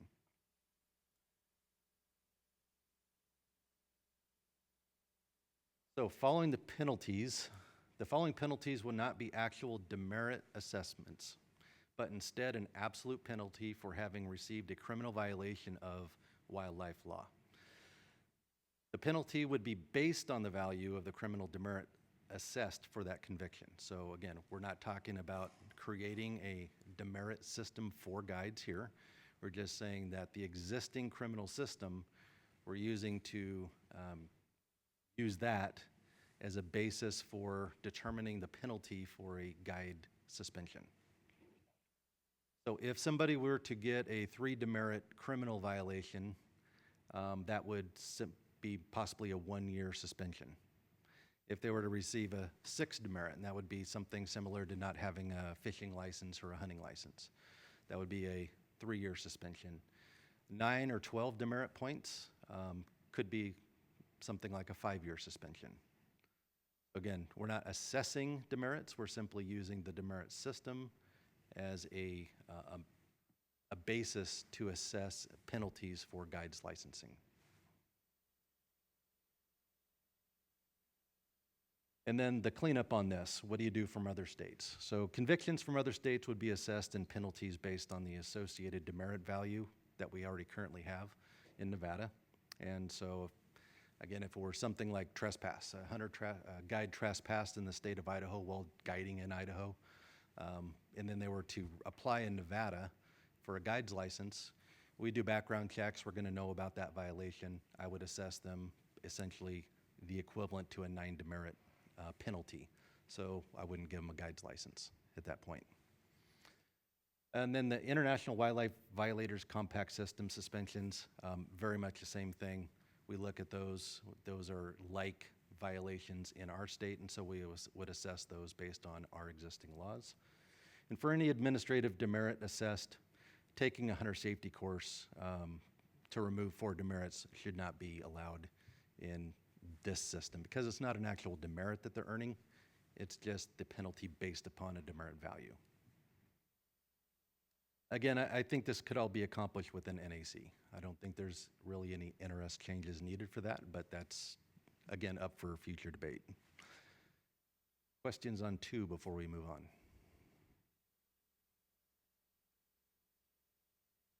Okay. So proposal 3 is all-inclusive of what you just heard on number 2. It's the same thing. The only difference is two little clauses. So master guides and sub-guides who are convicted in violation of Title 45 or Chapter 488, or, and then I put in here, NRS 207-200, which is standard trespass, or NRS 195-020, which is principal parties to a crime, related to a wildlife violation while conducting business for the purpose of a contracted hunter trip, regardless of if the sub-guide is in physical accompaniment of the client or not, shall be assessed suspensions as follows. And again, from there, we go back to our penalties we already just discussed. So what we're doing here is we're adding in to NAC 504-671, those 19 things to suspend for or such. We're adding in standard trespass because deputies and such can go and trespass a person. We're never going to know it. But if it was conducted, if that trespass occurred during a hunt and a game warden wasn't there to trespass them under our code, this would now allow us to assess them a guide violation or revocation or denial based on it being in this section right here. Does that make sense? Okay, and then we have NRS 195-020, which is principal parties to a crime. So it goes to this point here. If it's determined that through the course of an investigation, the subguide's violation was committed at the direction or with the knowledge of the master guide, or under circumstances that the master guide knew or should have known the subguide's conduct prior to the criminal act, the master guide shall be suspended for a period of, let's say, 5 years. So this is the vicarious liability kind of a thing. I believe this is kind of what you were looking for, possibly. This is one solution to it at least, where a master guide would be complicit through an investigation if he knew, should have known of the subguide's conduct, unlawful conduct. Okay? And then we do have principal to a crime statute already established in NAC or NRS, and it goes as far as to say whether they knew about it or not, and just simply hiring that person is not an excuse for essentially getting out of trouble with that crime. So we already use this in a lot of cases because this is the only link that we have. In most states, this is what they rely on as well to tie people together during crimes. The benefits of Proposal 2 and 3, we're going to call those the same now, is all guide violations are treated equally. They encompass both personal violations and guide violations, including administrative violations, holding higher accountability for all guides and promotes higher ethical standards on and off contracted hunts. Establishes an absolute process, establishing a set standard of suspension guidelines for all violations that would no longer be subjective suspensions or penalties from the department or the commission. It may help reduce appeal hearings for license suspension or revocation, as they would no longer be based on subjective timeframes, but rather outlined in a penalty schedule within the NAC. Specific to Proposal 3, the Master Guide have a larger degree of accountability based on the vicarious liability of the subguide. That's that principle to a crime law. And this would be determined during an investigation, subsequent conviction through a court process. Moving on to our last one, unless you have questions. Okay. Number 4, this is our last one. This is creating a demerit system for master guides. So apply changes to NRS and NAC to allow for demerit points assessed to criminal violations to apply to both guide licensing and recreational licensing. New language would be needed to set a standard for master guide demerit limits. For each conviction of a violation of Title 45 or Chapter 488, and the 488 would have to create language because demerits don't currently apply to boating law, but if they are going to be assessed because of let's say a fishing guide, we would need to be able to write that in and hold them accountable for that. Or to NRS 207-200 again, or to the 195-020, which is the principle to a crime. By any subguide which occurred in association with a contracted hunt, the master guide would be assessed demerit points equaling the same value as the subguide's demerits assessed.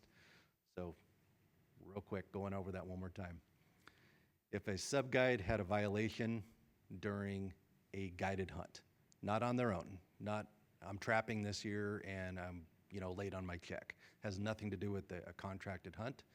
They get their own demerits for that. But this system that I'm proposing would be during the time where they're working for a master guide. If they were to violate the law, they would be getting a criminal penalty, which has a demerit, and the master guide would also receive that same value of demerits for that. So the master guide system for violations of subguides would also, I believe, need to be based on a larger overall maximum of points. For example, maybe, and this is just spitballing here, maybe 20 demerits is their limit instead of the standard 12 to revoke a standard person on licensing. And of course, within a 5-year period, this would make the master guide accountable for their sub-guide actions while employed by the master guide, creates a higher margin of forgiveness for the master guide by upping the maximum number of demerit points before they're suspended, allows master guides time after a conviction of a sub-guide to either terminate that sub-guide to prevent future violations, or to retrain them and set expectations with their sub-guides. And then it has a potential of it being abused. Example might be causing manipulation of another sub-guide, another master guide sub-guide, to cause a master guide to lose their license. This would require changes to NRS and the creation of NACs as well. And with that, those are the 4 proposals that I could come up with, and most of those are going to be, again, based on some of what existing Western states are using. Some of them are based on what would possibly work well within our system already. And I'll tell you that through my contact with the other Western states, they're extremely interested in what we're doing. And we have already probably some of the best guide laws in the country existing, but they're just maybe not quite keeping up with the current trends. With that, what questions do you have? All righty, thank you for that, Captain Kramer. A lot there. How about questions from the commission, comments from the commission? Yes, Commissioner Keel. And I might have just lost in the presentation, Captain Kramer, but would proposal 4 be dependent on enacting like proposal 2 and 3 ahead of that, or is that, it's a standalone? Okay. Yeah, thank you for the question. So it would be creation of its own demerits, actual demerit system. So it couldn't be relying upon another demerit system, to base that on. It would have to have its own system stood up. Did that answer your question? I think so, but so you wouldn't need language in either the 2 or 3 proposal to reference the new demerit system too, I guess is. I don't understand the question. Yeah, and that's probably because I don't understand the differentiation. It's confusing. Between 2 and 3 and. Okay, we can kind of go back. Okay, do you want to start there? Let's go to 4. Start at 4, please. Let me read those bullet points again. Okay.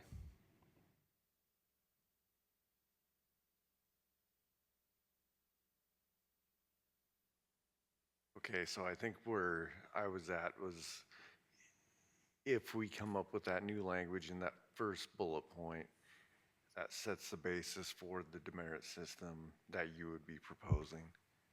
Okay.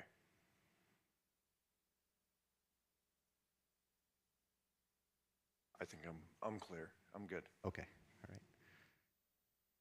All right, any other? Yes, Vice Chair Young. Thank you, Chair Rogers. Thank you, Captain Graham, for the presentation. So just to confirm, proposal 1 and proposal 4 would have to include NRS changes, correct? Correct. And 2 and 3 are just NAC? 2 is just NAC. 3, let me go to 3 real quick. In 3, the only change that would require an NRS change that I can see would be the word shall on that first paragraph. So while conducting business for the purpose of a contracted hunt, regardless of if the sub-guide is in physical company or not, shall be assessed suspension as follows, instead of may be. We could get away with the may, but again, that's leaving it up to a subjective process of my position determining the length of suspension or if there is a suspension. So of all these things, that is the one that I do support. Not the proposal itself, but the idea of creating the absolute penalty system and getting rid of the subjectiveness of decisions. And just, if you have a paperwork violation, it's this. If you have a 3 demerit assessed criminal violation, it's this, et cetera. So,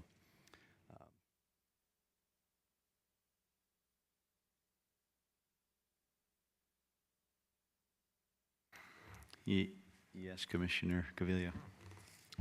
Thank you for putting this together, Jake. This is what, I was the one who asked for this, and this is what I wanted to see, is what within NAC versus NRS, what kind of we could do. I think proposal number one, sub-guiding Nevada is mostly a hobby for most sub-guides, so I think proposal one's is a non-starter for me, I do like proposal two. I like the thought of creating absolutes, because even my time on the commission, we've had the individuals come up and try to petition it, and that's part of their, well, you gave this guy 1 year and he got 3 and I got 5, and I like the thought of doing the absolute penalty without a doubt. I would be absolutely for proceeding with that process. I like proposal number 4. That was kind of the heart of my thought on this, is putting a little more teeth in, where the master guides are a little more accountable for their sub guides, but just facing reality that requires an NRS change. I think for me, it's a long shot. So if anything, I like the proposal 2 option, that we could do a little something within our authority that we have, I guess is where I'm at.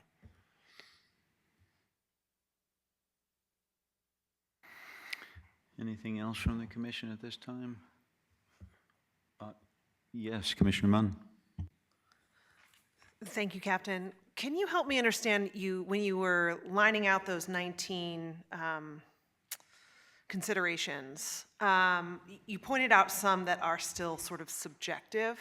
Would there be, if we pursued proposal 2, would there be an effort to try and make those less subjective so that you kind of also clean up that language, or does that seem unlikely at this time? well, thank you for the question, Commissioner. So if you look at the current slide, number 12, that is an administrator. This is failing to report to the division without undue delay, any kind of violation according to what it says there. So that's an administrative rule. That is something that is not a criminal in nature. So those would still be subjective, of course. It would be up to the commission and to uphold anything that I would come and say, I think this ought to be a 1-year suspension or something. And you would have the authority to do whatever you wanted to, deny or allow them to have their license, or you could suspend them up to 5 years. So that due process still remains. Due process for any of this still remains because it's not based in our demerit system.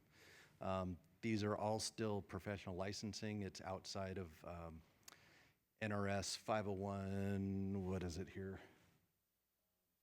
1816 or 1812, which is our demerits, which apply to recreational hunting, fishing, and trapping licenses. That's the only thing that demerits currently go toward. So when we're talking about suspending a guide's license, these folks here that have violated any of these criminal components, one of these 17 things, because 2 of those are administrative or civil, they're already receiving a demerit within the standard demerit system.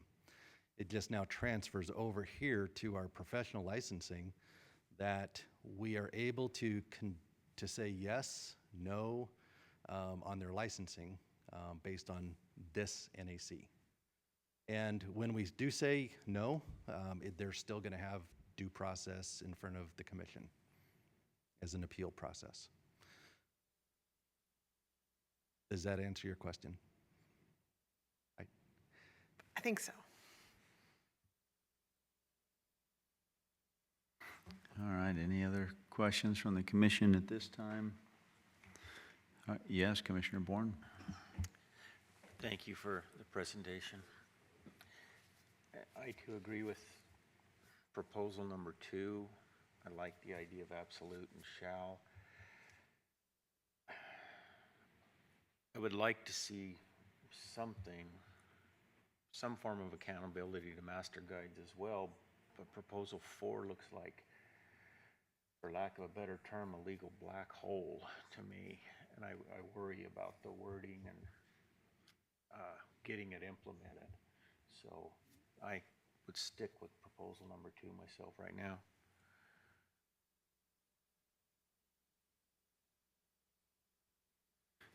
Yes.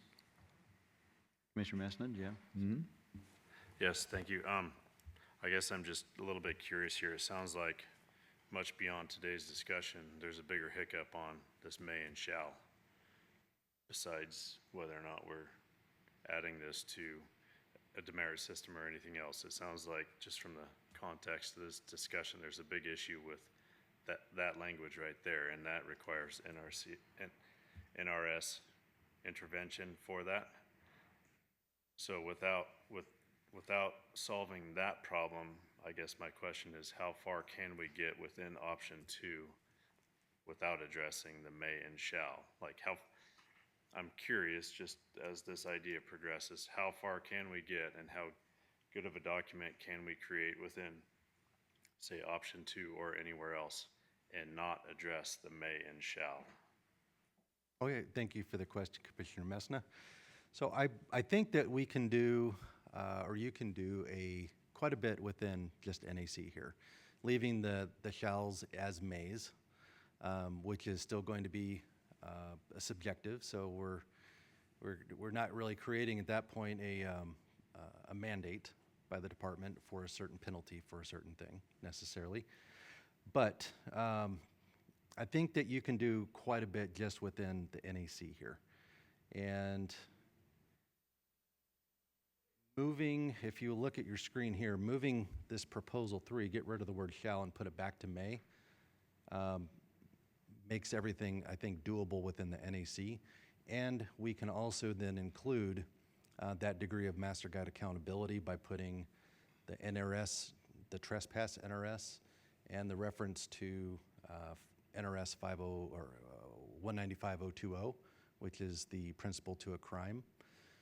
We can put that into this as well, and be able to base a guide suspension violation, or suspension, denial, or revocation as to include one of the basically a complicit standard as well. We're already doing this. It just doesn't equal a guide suspension, a mandatory guide suspension. But I think we could put that in there easily in NAC, and it would help out quite a bit. Yes, Dag Brigette. I hope I can provide a little illumination on this may shall stuff, and I had not addressed it before, so bear with me. But under 504, do you have 504 NRS, that 670? Can you pull it up? 671? Yeah, Yeah. just so they can read it with me.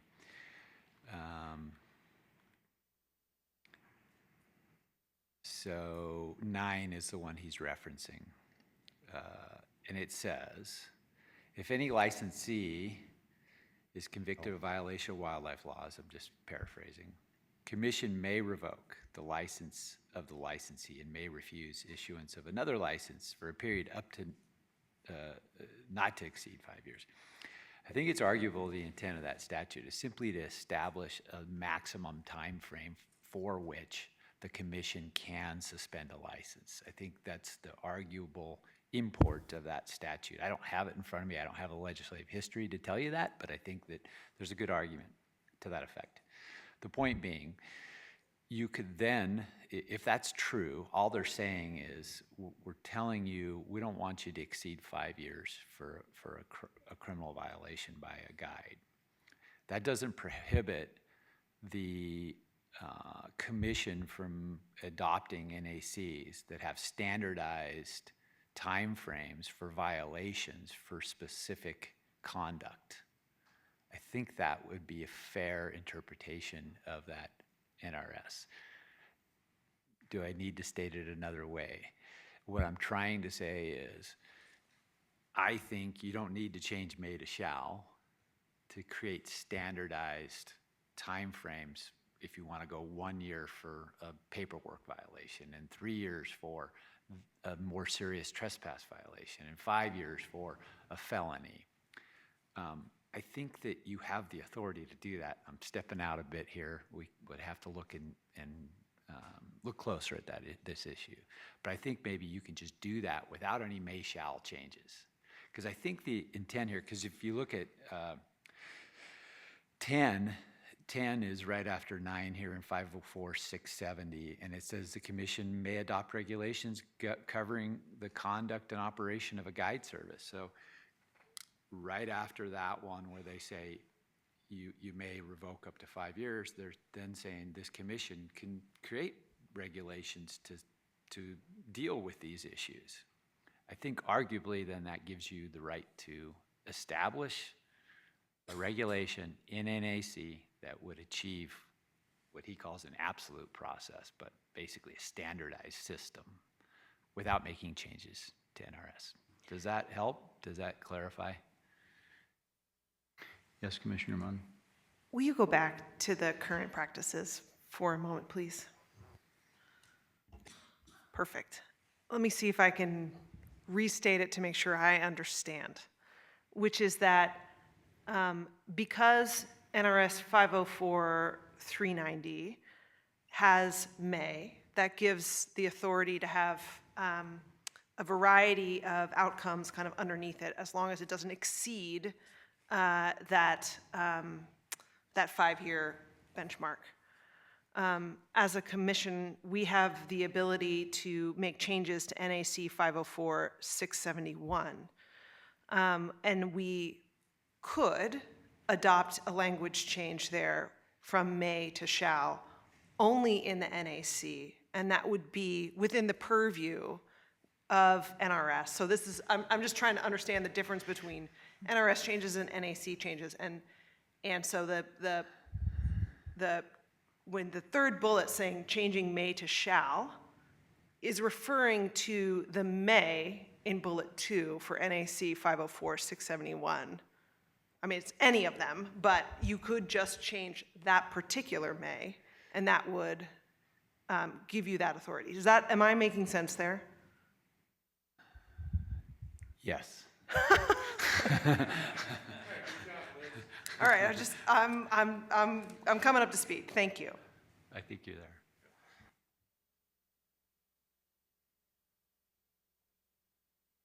I just got to do the lawyer thing here and cover myself here. I'm telling you my initial opinions based on my review of this in 5 minutes. No, that's great.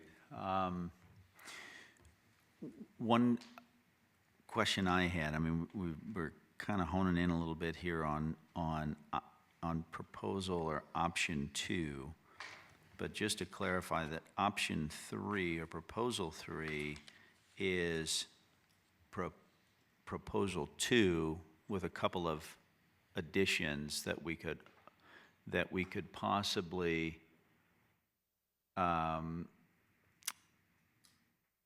again work with on some language based on an NAC. Correct.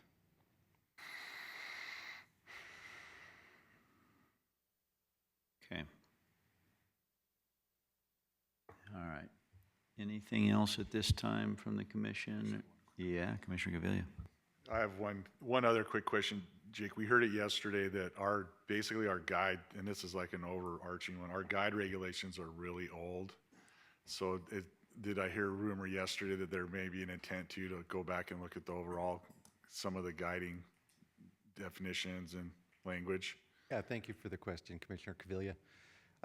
Within my own division, Game Wardens, Law Enforcement Division, we've been looking at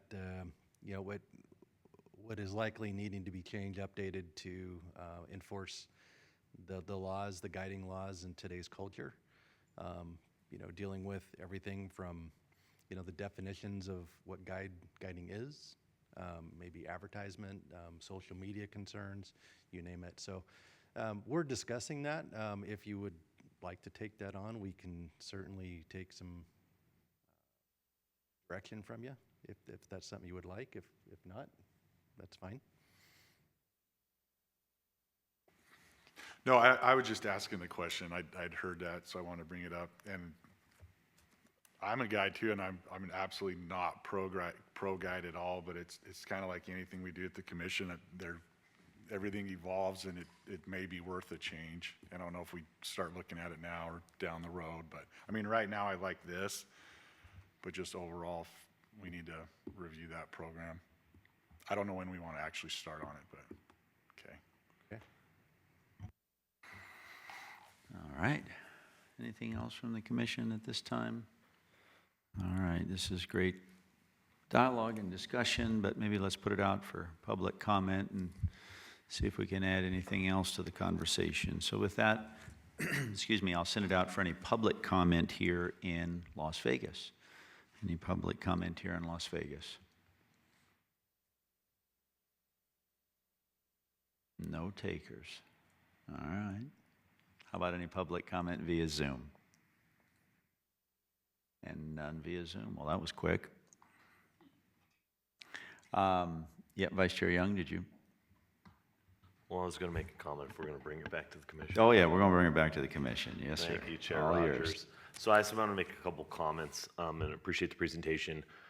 And definitely want to note we are in the middle of hunting season, and that's probably why we're having lack of public comment from the outfitters. So interested in continuing the conversation. I'd echo Commissioner Cavilla or Commissioner Rogers as 1 and 4. I don't believe are probably the best routes to go forward. I'd like to actually see more on the 2 and 3 proposal, kind of a more broken down system as to more detailed outlines, maybe at the next meeting or future agenda item, as well as would like to engage obviously the Outfitters Guide Association and outfitters to kind of get them at the table too, to kind of walk through this, as I want their input as well from it. So, but I'm definitely interested in going forward with the 2-3 proposal.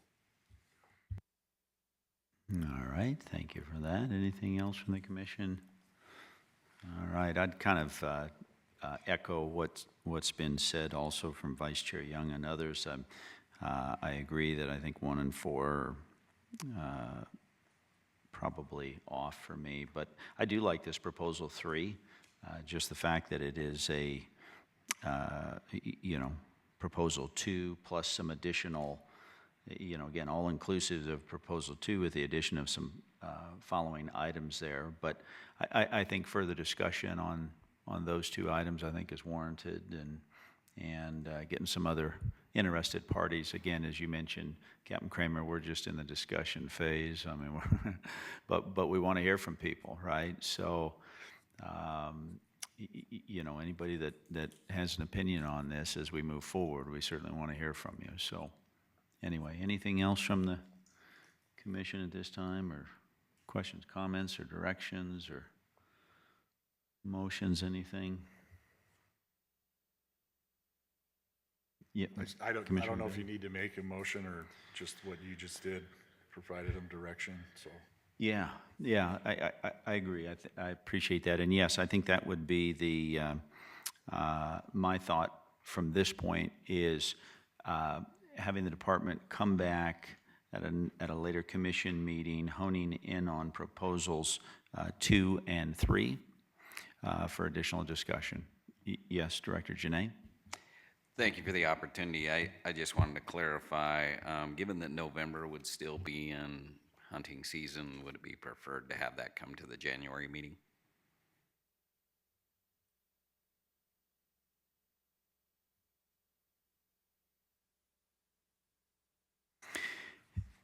Yeah, point taken, and I hear that. However, I don't want to kick the can too far down the road. You know, we've got the ball rolling here in the discussion, and maybe let's keep things rolling and have something in November. And I doubt we have everything resolved in November. There'll be future discussions from there, and maybe committees. Gosh only knows what we do. But yes, I would, I think, like to keep the ball rolling with this, and even though November still in the middle of season for many folks. Yeah, point taken. Absolutely understand that it'll be a long conversation, lots of opportunity for comment. Thank you.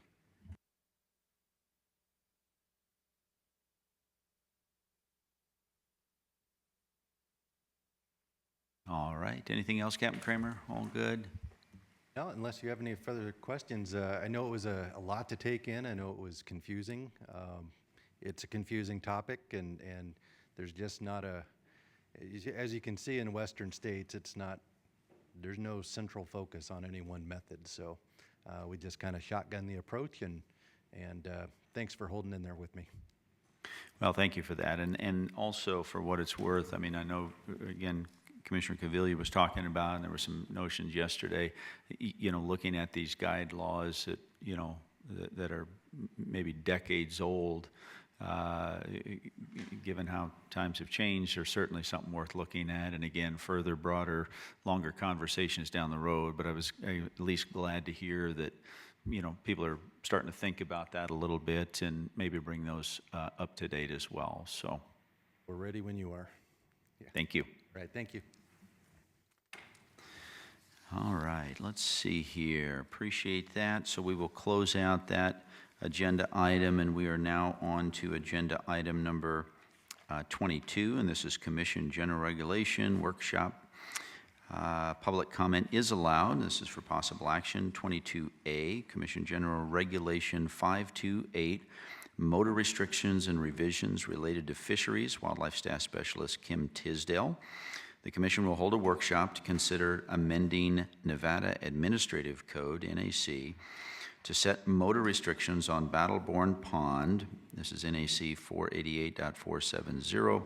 Establish a mandatory catch and kill regulation for northern pike, NAC 503.110.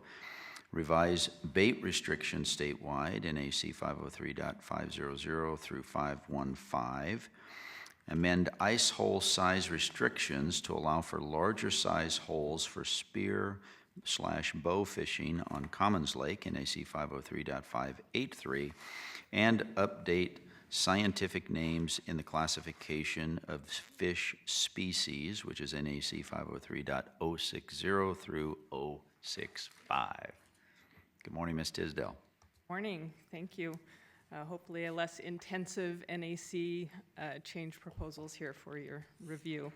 Good morning, Commissioners and Chair Rogers. I'm Kim Tisdale. I'm the Sportfish Staff Specialist for the Fisheries Division. And today I'm presenting to you Commission General Regulation 528, which includes various amendments on NAC 488, 470 through 503, 583, as you just discussed. This is the first workshop for this CGR, so we'll be bringing this back to you at the next commission meeting for your second review. And I'm just gonna walk through the changes that we're proposing, just generally, and in your commission support material, you have the specific wording that we're proposing in NAC. So for NAC 488, 470, we're proposing an amendment to establish motor restrictions on Battleborn Pond in Washoe County. At present, there are no motor restrictions on this water body, and if approved, this change would allow only vessels without motors or vessels which are powered by electric motors on this pond.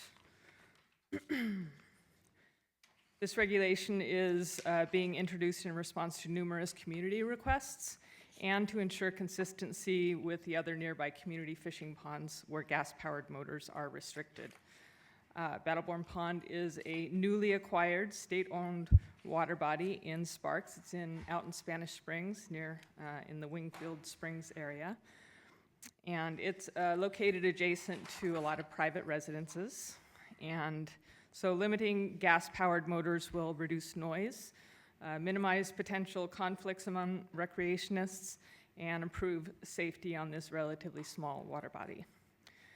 Because this pond is fairly small in size, it's about 55 acres, having electric motors is entirely sufficient to allow people to get around on that water body. The next change, NAC 503-060 through 065. We are proposing to update the scientific names of several fish species listed in the wildlife classification sections of NAC. These include 3 subspecies of cutthroat trout, as well as largemouth bass and the Wall Canyon sucker.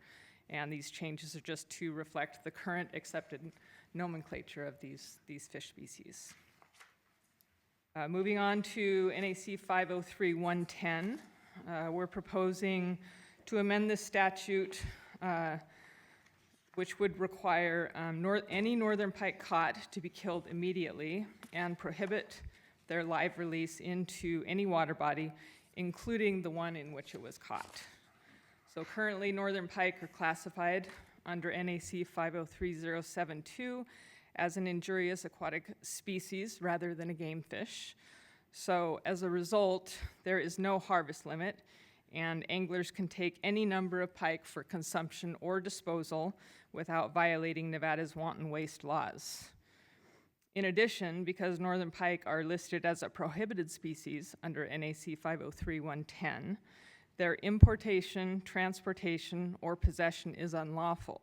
So to comply with this restriction, anglers who keep pike for consumption or disposal must kill the fish immediately upon capture. However, under the existing regulation, there is no explicit prohibition on returning live pike into the water after you capture it. The proposed amendment corrects this omission by adding language to NAC 503-110 that says, any northern pike caught must be killed immediately. Releasing northern pike into any water body, including the water body from which it was caught, is prohibited. Mandatory catch and kill regulations are relatively common amongst the western states, including California, Montana, Utah, and Wyoming for various fish species to assist in the management of undesirable and injurious species. So that is the change that we are proposing for 503-110. And feel free to, if you have any questions in between, just stop me while it's fresh in your head. All right, moving on to NAC 503-500 through 510. These are the statewide bait regulations. So in a continued effort to simplify bait regulations throughout the state, we're proposing various changes to these sections, and I'll quickly walk through those.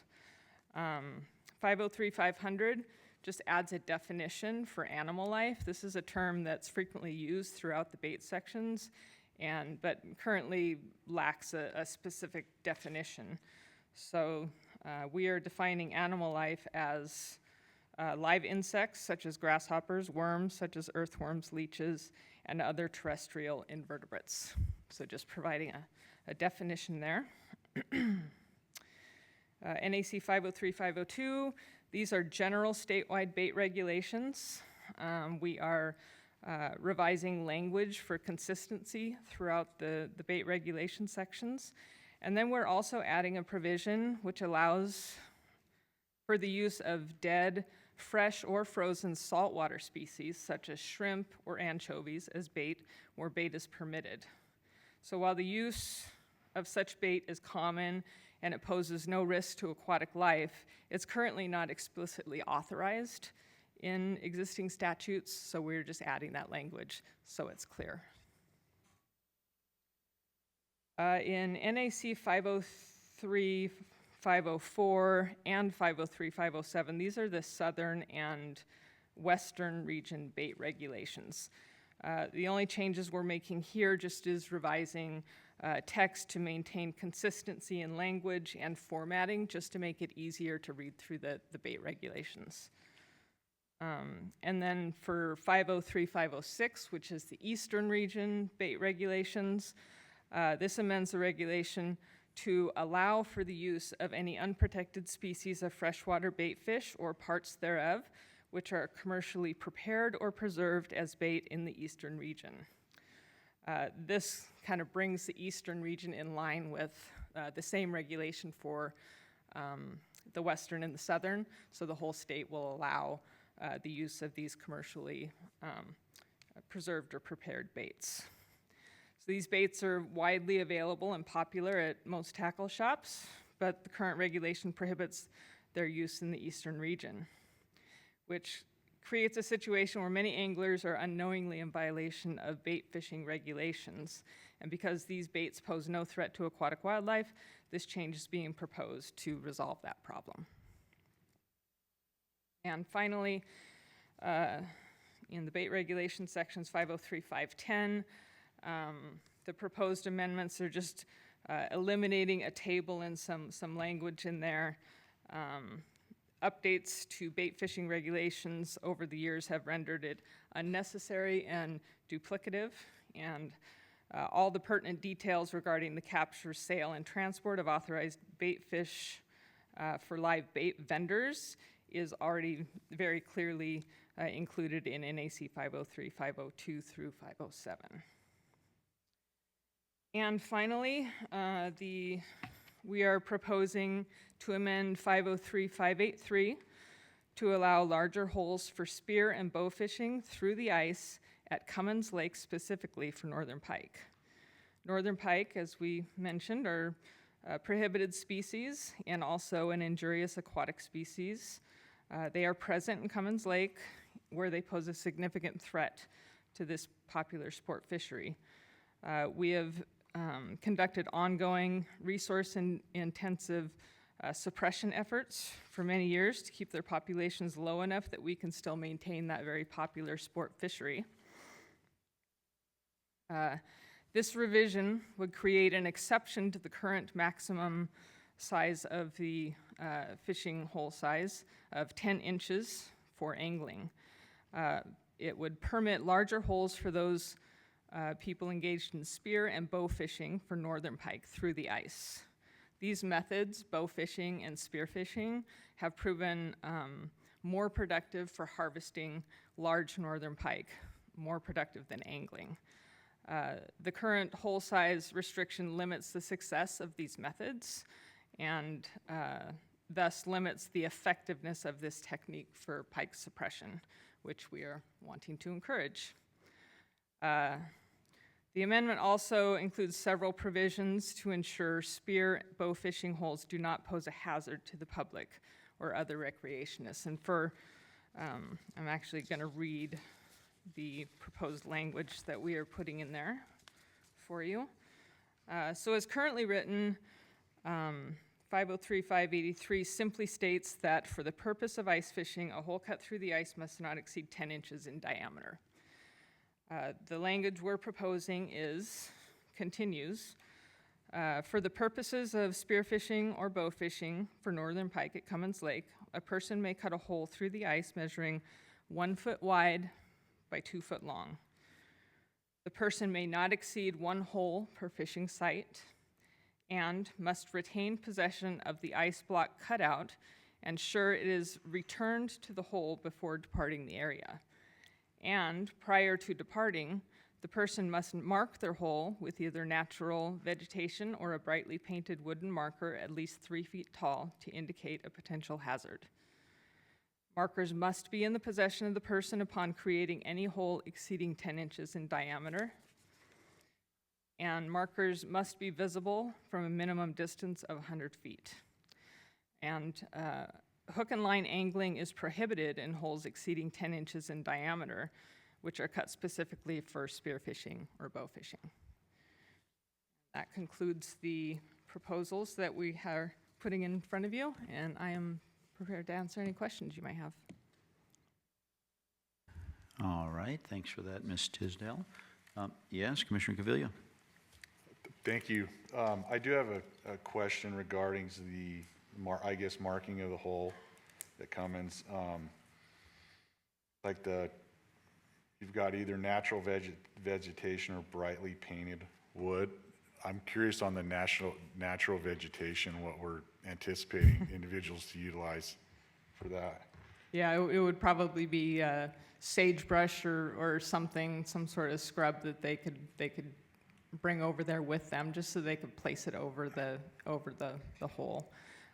Yeah, these regulations, we did a review of a lot of the Midwestern states to see the kind of how they deal with these sorts of situations, and clearly they have a little more vegetation than we do, but we got a fair amount of sagebrush out there, and people know they have to have it with them when they come out so they can be prepared with materials.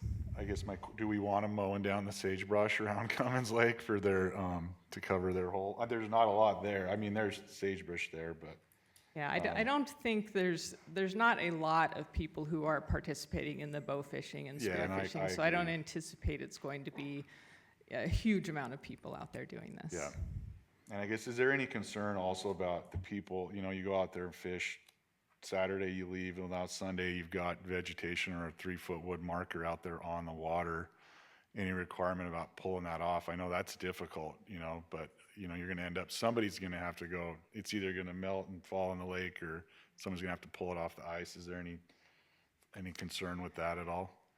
I think that, this is part of like us wanting to, get help from our, angling public to suppress the pike for us. So, and I don't, like I said, anticipate this is going to be, there's going to be a huge amount of these holes out there, and our biologists out there quite often, and so I don't think that he has any problem with picking up markers that are, that they're done with. So I don't see it being a huge problem.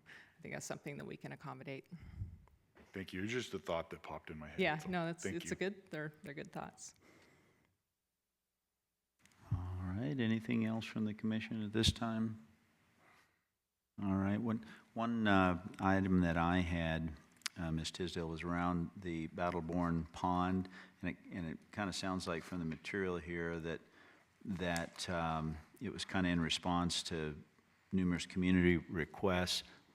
Was there anybody, or did you get much feedback on anybody that was opposed to electric versus motorized? No, I think it was just there's a lot of housing directly around the pond, and I believe they have a homeowners association, and so there was a lot of concern about how this new pond, and we're encouraging people to come and fish, and they haven't had that before, and so they were just really wanting us to ensure that it wasn't going to be, you're not going to have a bunch of loud motors out there, and they didn't express any concern for electric motors because obviously they're very quiet, and they're not moving your boat very fast. So. Yeah, no, I appreciate that, and actually I was curious on the other side, those folks that were arguing for motorized.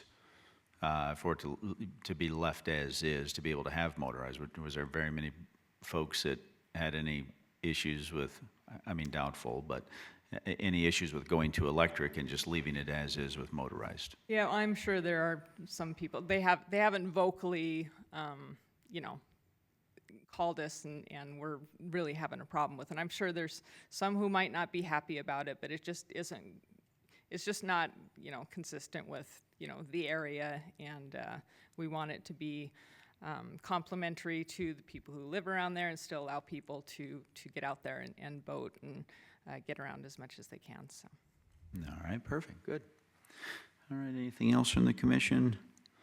All right, seeing none at this time, this is an action item, so let's go ahead and send it out for any public comment. Any public comment here in Las Vegas?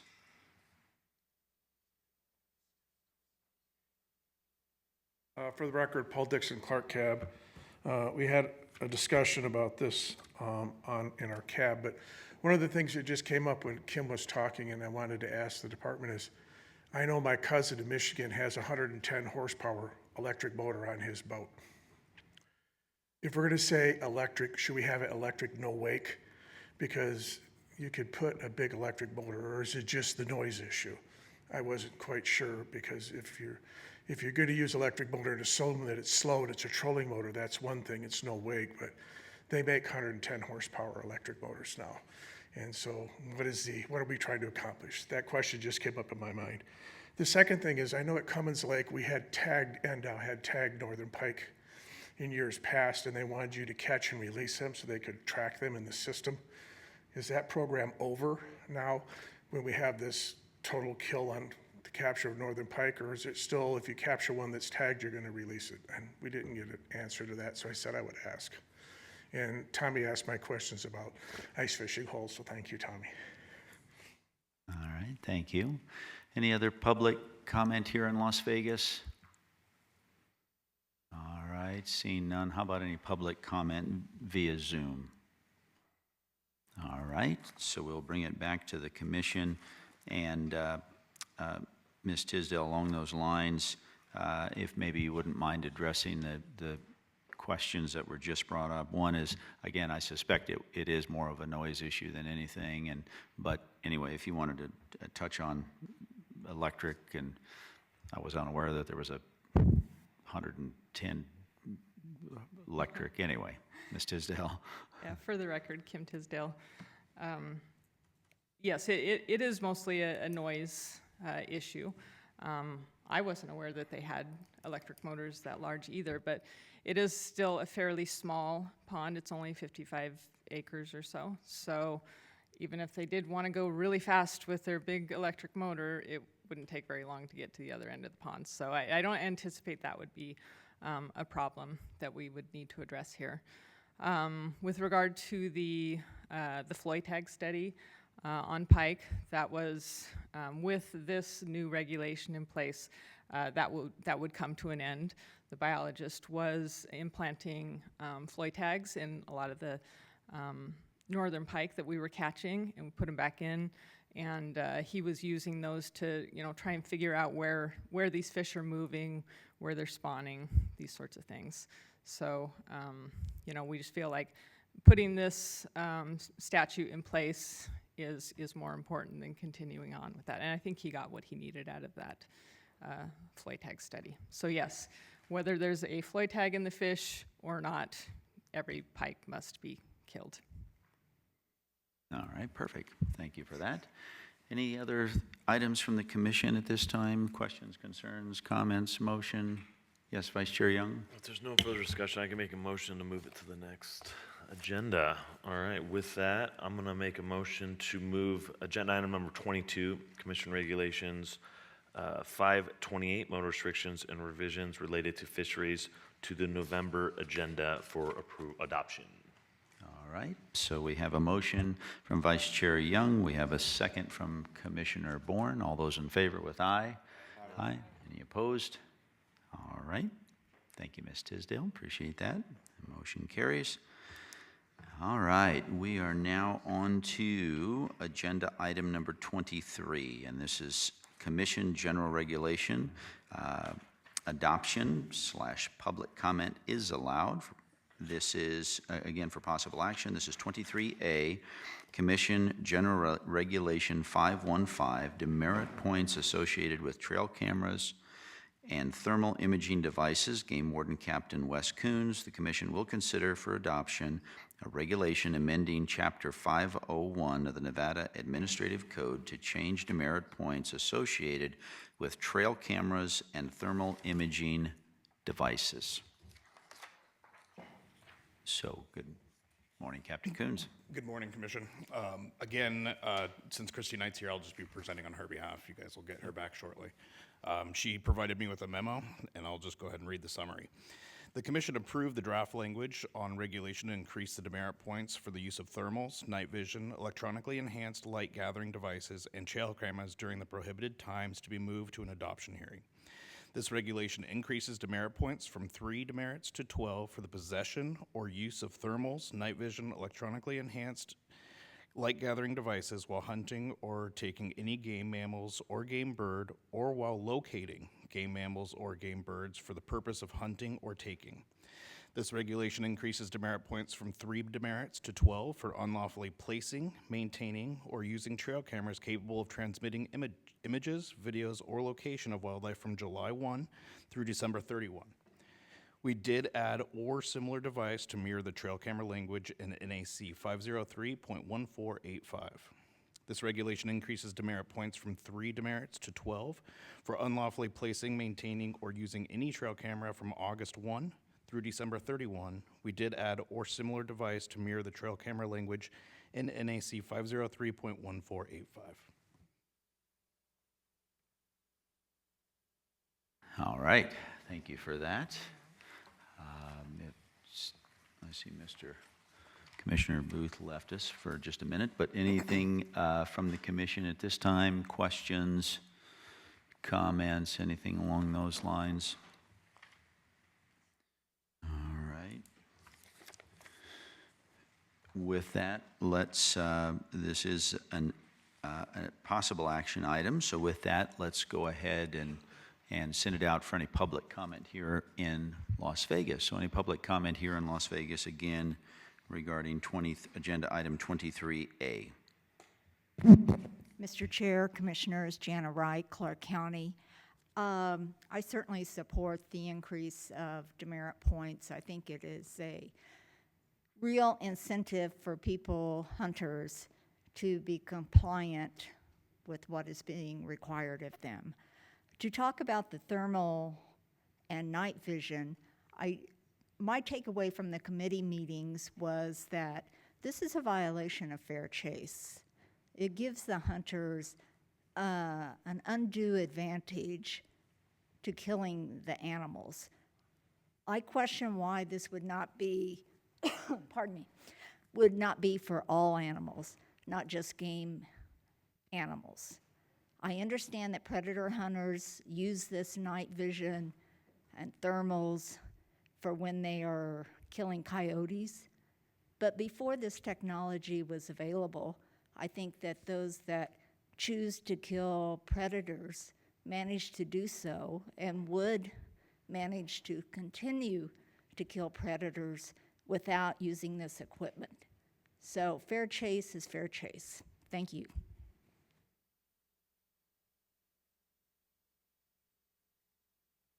Mr. Chair and members of the Commission, Stephanie Myers. I'd like to thank the Commission for facilitating this discussion of thermal imaging and illegal trail cameras. The possibilities for abuse are very high, and so this is not only important but timely. Increased penalties should apply not only to Commission-sanctioned hunts, but also to trapping and to wildlife killing contests. That is, if you continue to permit coyote killing contests instead of encouraging or pursuing peaceful coexistence techniques. So I thank you. All right, thank you. Any other public comment here in Las Vegas?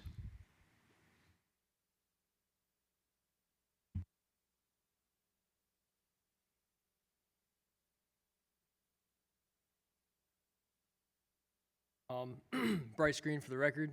As always, it's a pleasure, Chairman, Commissioners, to see you here today. I don't have much to say other than the fact that the Nevada Predator Hunters Association has made their stance clear on this issue. I can speak pretty much for all predator hunters when I say that we support this proposed legislative change under the precondition that it is exclusive to the to big game and the species which are already illegal to hunt with thermal. To address the fair chase point, I wasn't going to address it, but because it's been brought up, fair chase is a subjective standard. It applies differently to each species of animal. That's why we have laws on the books for big game to prevent them from being taken in such a manner, like using thermal. That's why the Nevada Predator Hunters Association agrees with the Commission that the 12 demerit points would be a good idea. if exclusive to big game and the species that are illegal. And that's why we don't have that sort of same legislation in place for coyotes and those unprotected species. So I just wanted to address that really quickly. But I will stand in linked arms with my anti-hunting counterparts when it comes to passing this sort of, proposed legislative change, simply because we agree. We agree that big game should be protected in this way.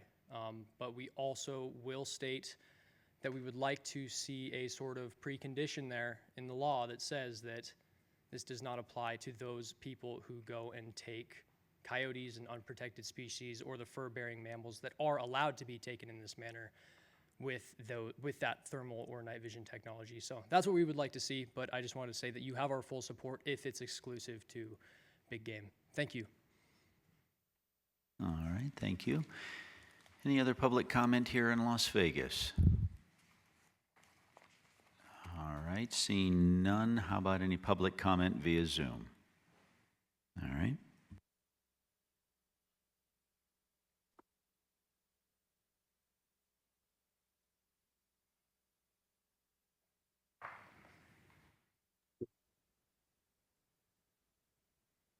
Go ahead, George. Okay. Hi, George Forbush with the Nevada Predator Hunting Association. I just want to mirror what Bryce has just said. We do support this for a couple of reasons.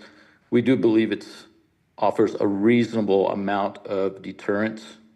We don't know what that will measure, but there is definitely some deterrence there. And we also believe this does support the protection of big game animals. And the other reason I want to support it is because I want to support the commission. I know there's a few of you or many of you there that are pretty tenacious about this and have some strong feelings about it. And I want you guys to be able to move forward in a positive direction. So we support it for that reason as well. And just like what Bryce said, as long as this is for big game, you will always have that support. If it crosses over to the predator side, then I'm not going to have much of a choice to be a little adversarial about it, to be honest with you. But I will leave it at that. And the last thing I want to say is I just wanted to say happy retirement to the DAG. We wish him well. Thank you.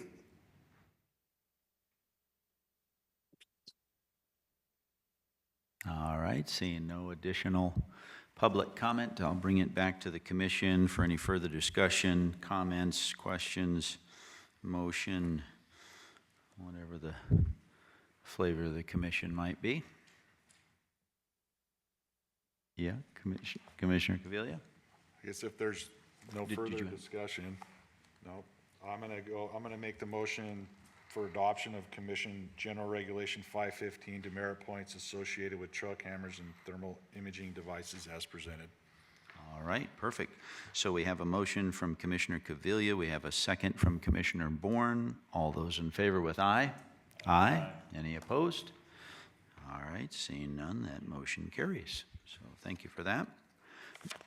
Moving along, we are on now agenda item 23B. This is Commission General Regulation 524, bonus points associated with junior hunt applications.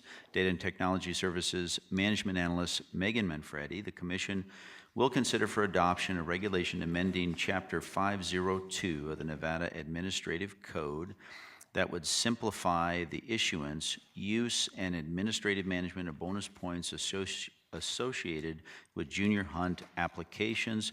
This regulation was adopted as a temporary regulation and will now be considered for permanent adoption. So good morning, Ms. Manfredi. Thank you, Chairman. Members of the Commission, Management Analyst Megan Manfredi for the record. As previously stated, this is not a new regulation heard by the Commission, but just making one temporary that we had already heard earlier this year. So the change removed the differentiation between junior bonus point categories from the general bonus point categories, creating a single category to be used for either the general or the junior hunt if a junior hunt is offered.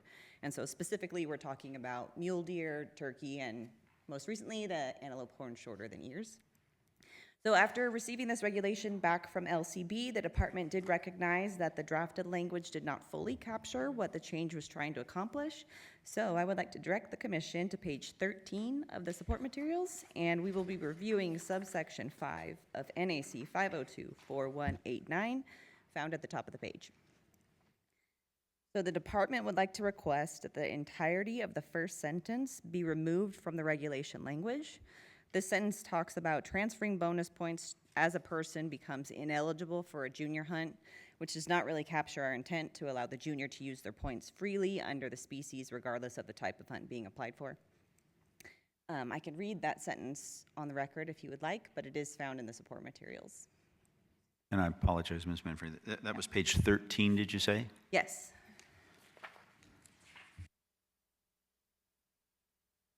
And so we would like to keep the second sentence of that regulation, the one that begins with if the junior hunt for which the application was made, and et cetera. So that language does give the department direction on where to deposit the bonus points for junior customers if we once again bring back the antlered or antlerless option for junior hunts. So we definitely want to keep the second sentence, but it's the first one that we kind of want to get rid of. And so to reiterate, the department does request that first sentence be removed. So should the commission wish to adopt this regulation, if that could be added into the motion. But I will stand for any questions.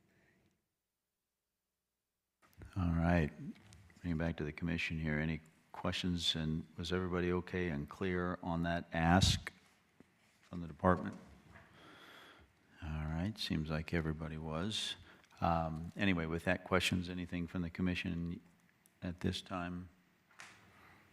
All right, seeing none, this is an action item, so let's go ahead and send this out for any public comment here.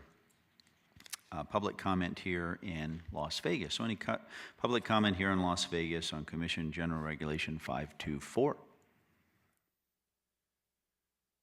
All right, seeing no public comment here in Las Vegas, how about any public comment via Zoom? All right, seeing none, we'll bring it back to the commission for any further discussion, questions, comments, motion, direction on this. Yes, Commissioner Keel.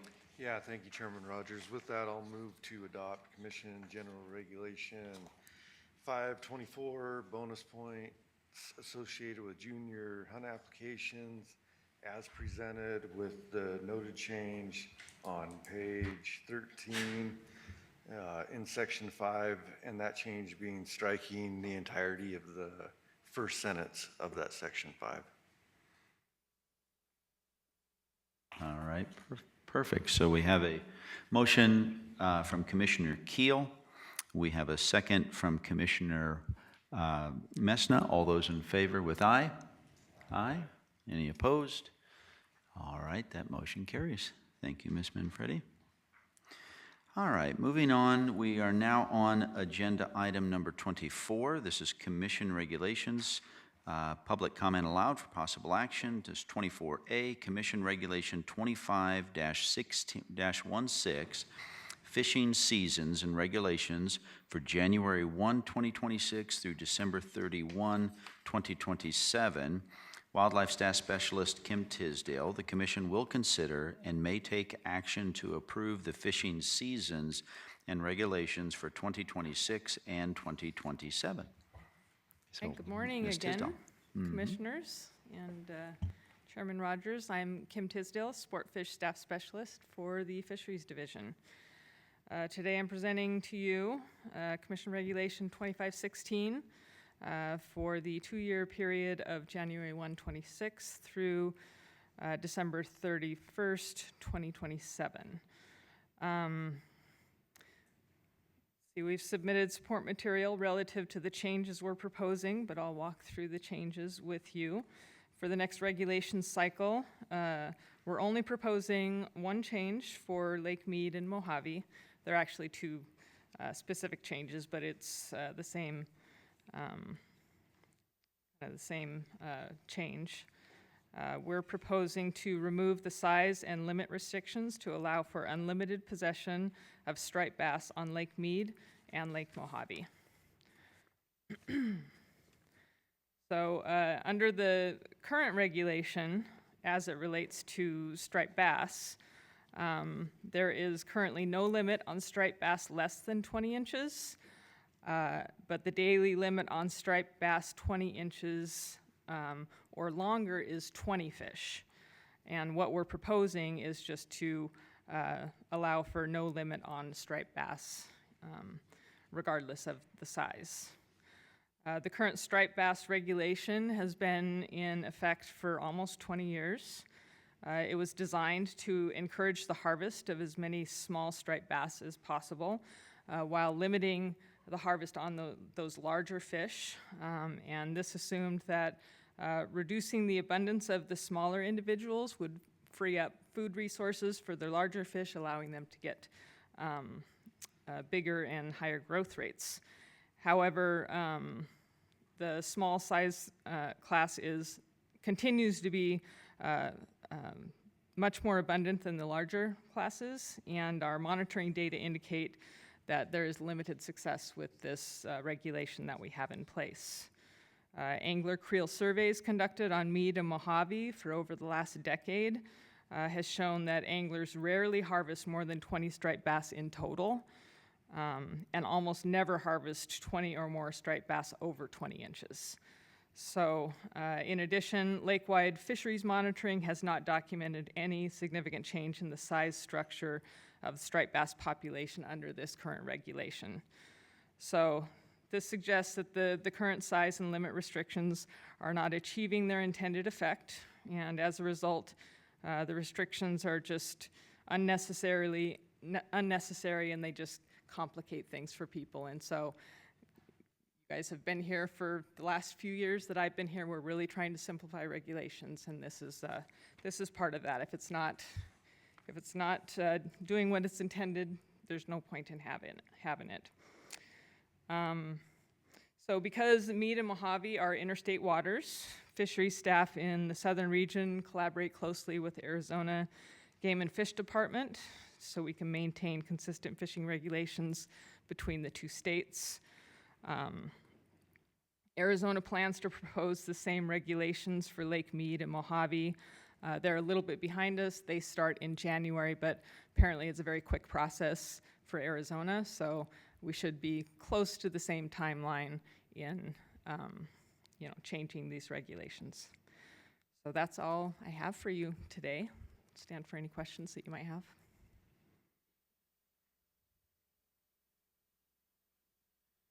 All right, thank you for that. How about from the commission? Any questions? Yes, Commissioner Cavilla.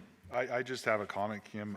I know you guys have all put a lot of work the last few years, like you said, in here to simplify this, and it is nice to see, and I think it's nice for our sportsmen and women to see very minimal changes year over year, right? And then they're not having to relearn everything every year. So I want to thank you guys for doing that. Yep. Appreciate that. Yeah, it's outstanding. Agreed. Anything else from the commission at this time? Yes, Commissioner Booth. I'd like to address those sentiments that Commissioner Cavilla mentioned. I think it's simpler, but also I think it's user-friendly. And from what I understand, from what I hear, it's nice to be able to go out in the field and not have to go find a regulation handbook to figure out what is legal in that area. So thank you. Although I would always encourage people to review the regulation book before you go out. Thank you, Ms. Tisdale. Anything else from the commission at this time? All right, seeing none, let's go ahead and take this out for any public comment.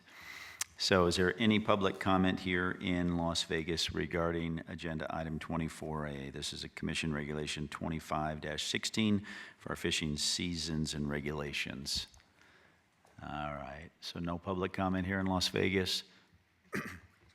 All right, seeing none, how about any public comment via Zoom? Seeing none on Zoom, I'll bring it back to the commission for any further discussion, questions, motion, flavor. Commissioner Messna, did you have? If there's no other discussion, I don't believe so. I would make a motion that we support Commission Regulation 25-16, Fishing Seasons and Regulations for the 2-year period, January 1, 2026 through December 31, 2027, as presented. All right, perfect. So we have a motion from Commissioner Mesta. We have a second from Commissioner Caviglia. All those in favor with aye? Aye. Any opposed? All right, that motion carries. Thanks, Ms. Tisdale.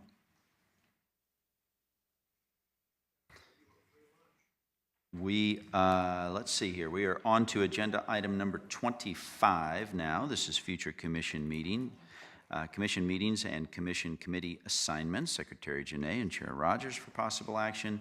The next commission meeting is scheduled for November 7 and 8, 2025 in Reno. The commission will review and discuss potential agenda items for that meeting. The commission may change the meeting date, time, and meeting location at this time. The chair may designate and adjust committee assignments and add or dissolve committees as necessary at this time. Any anticipated committee meetings that may occur prior to the next commission meeting may be discussed. So with that, Director Janae. Thank you. For the record, Alan Janae. So typically things that we do at this November meeting are raptor falconry seasons, non-commercial collection seasons and limits. But in the odd years, those are only amendments. I don't know if there will be anything necessary, but we'll check with the Biodiversity Division and possibly have them on there. Other items that we have are the predator management status report. Also, we have carrying forward CGR 525, which is the Wildlife Contest Commission regulation. And then we have CGR 528 that we heard here today, motor restrictions. Additionally, Game Division will be coming in and presenting on an update on the Bighorn Sheep Management Plan. This meeting, we talked about disability permits. We'll be bringing that back for discussion in November. The elk sub-plan and possible changing of the name of the subcommittee will come back to November. We'll give an update as far as the department's project donation guidance. And then we have the sub-guide proposal that will also be back for consideration. And that is what I have as far as committees. I am not sure what committees. I think TAC. Yeah, TAC and emerging technologies. Okay. Will be. Thank you. I think that is.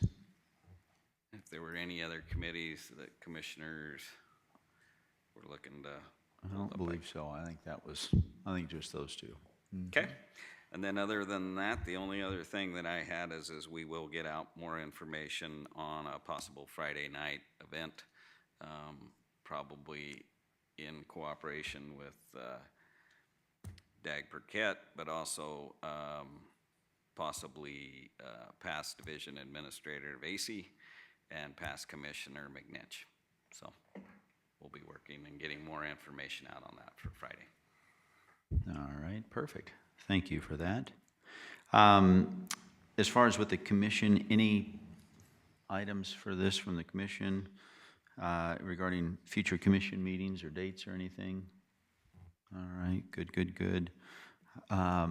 With that, this is an action item, so I'll send it out. Any public comment here in Las Vegas regarding future commission meetings or commission meeting committee assignments?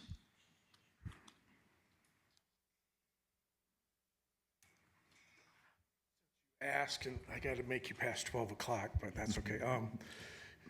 I think the director said we're going to talk about updates to falconry and reptiles in the November meeting.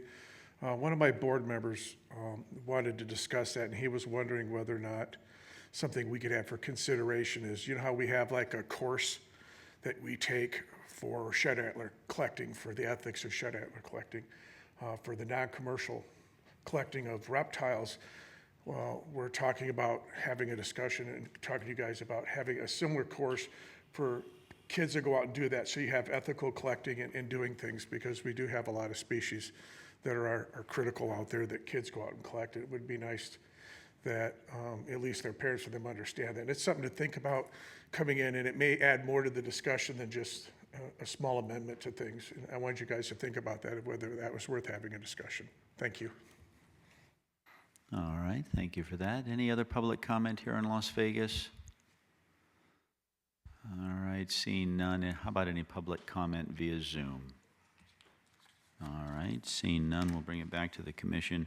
And Director Janae, I'm not familiar with the comment that Mr. Dixon made. I'm not aware of any class or anything like that. I mean, is that something that's gone on in the past, or? I'm not aware of it, but I will discuss with biodiversity administrator, and we'll contemplate that, and we can come back with a report. One other item that I did in my scribbles here on my notes is I will talk to our Habitat Division Administrator, Mark Freeze, and we'll possibly come back with a wildfire update at the November meeting. All right, perfect. Thank you for that. Anything else from the commission on that item? All right, perfect. I think we're good on our direction for November 7 and 8. So, all right, moving on now to agenda item 26. Agenda item 26 is public comment period. Public comment will be limited to 3 minutes. No action can be taken by the commission at this time. Any item requiring commission action may be scheduled on a future commission agenda. Persons making comments are asked to begin by stating their name for the record. So with that, any public comment here in Las Vegas? John Hyatt. For the record, I'd like to address the issue of barbed wire fences, specifically obsolete and abandoned barbed wire fences. We have hundreds, if not thousands, of miles of these fences in Nevada. They present a hazard to both man and animals. And what I would like to see is a program in which department could work on identifying those fences, and including the landowner, and then encouraging volunteers and maybe organizing volunteer activities to remove those fences. In the northern part of the state, there's certainly a problem for sage grouse, and most people are unaware of it, but thousands of non-sage grouse birds, passerines, are also killed by fences every year. They can't see them, they fly into them. Everybody that's spent much time in the field knows what it's like to trip and fall or get caught up in obsolete barbed wire that you can't see. And so I think it's time to actually recognize that we can do something about this, and that this is something that volunteers can do and people like to do. They have a feeling of accomplished something by doing that. So I would just say, let's organize a program to look at this, get it under control, and do it, because this is something we can do and we should be doing. Thank you. All right, thank you. Any other public comment here in Las Vegas? All right, seeing none, how about any public comment via Zoom? All right, seeing none, I'll bring it back to the commission. I think that Commissioner Booth, yeah? Yes, I'd like to thank DAG, Craig Burkett, for everything he's done, his professionalism, but more importantly, as we discussed during our break, the friendship that he's brought forth to the commission. So thank you. Good luck in your retirement. All right, thanks, Commissioner Booth. So with that, I think we are finished for today. Great couple of days of meetings. I do appreciate it. And we will stand adjourned and look forward to seeing everybody November 7 and 8 in Reno. Thank you.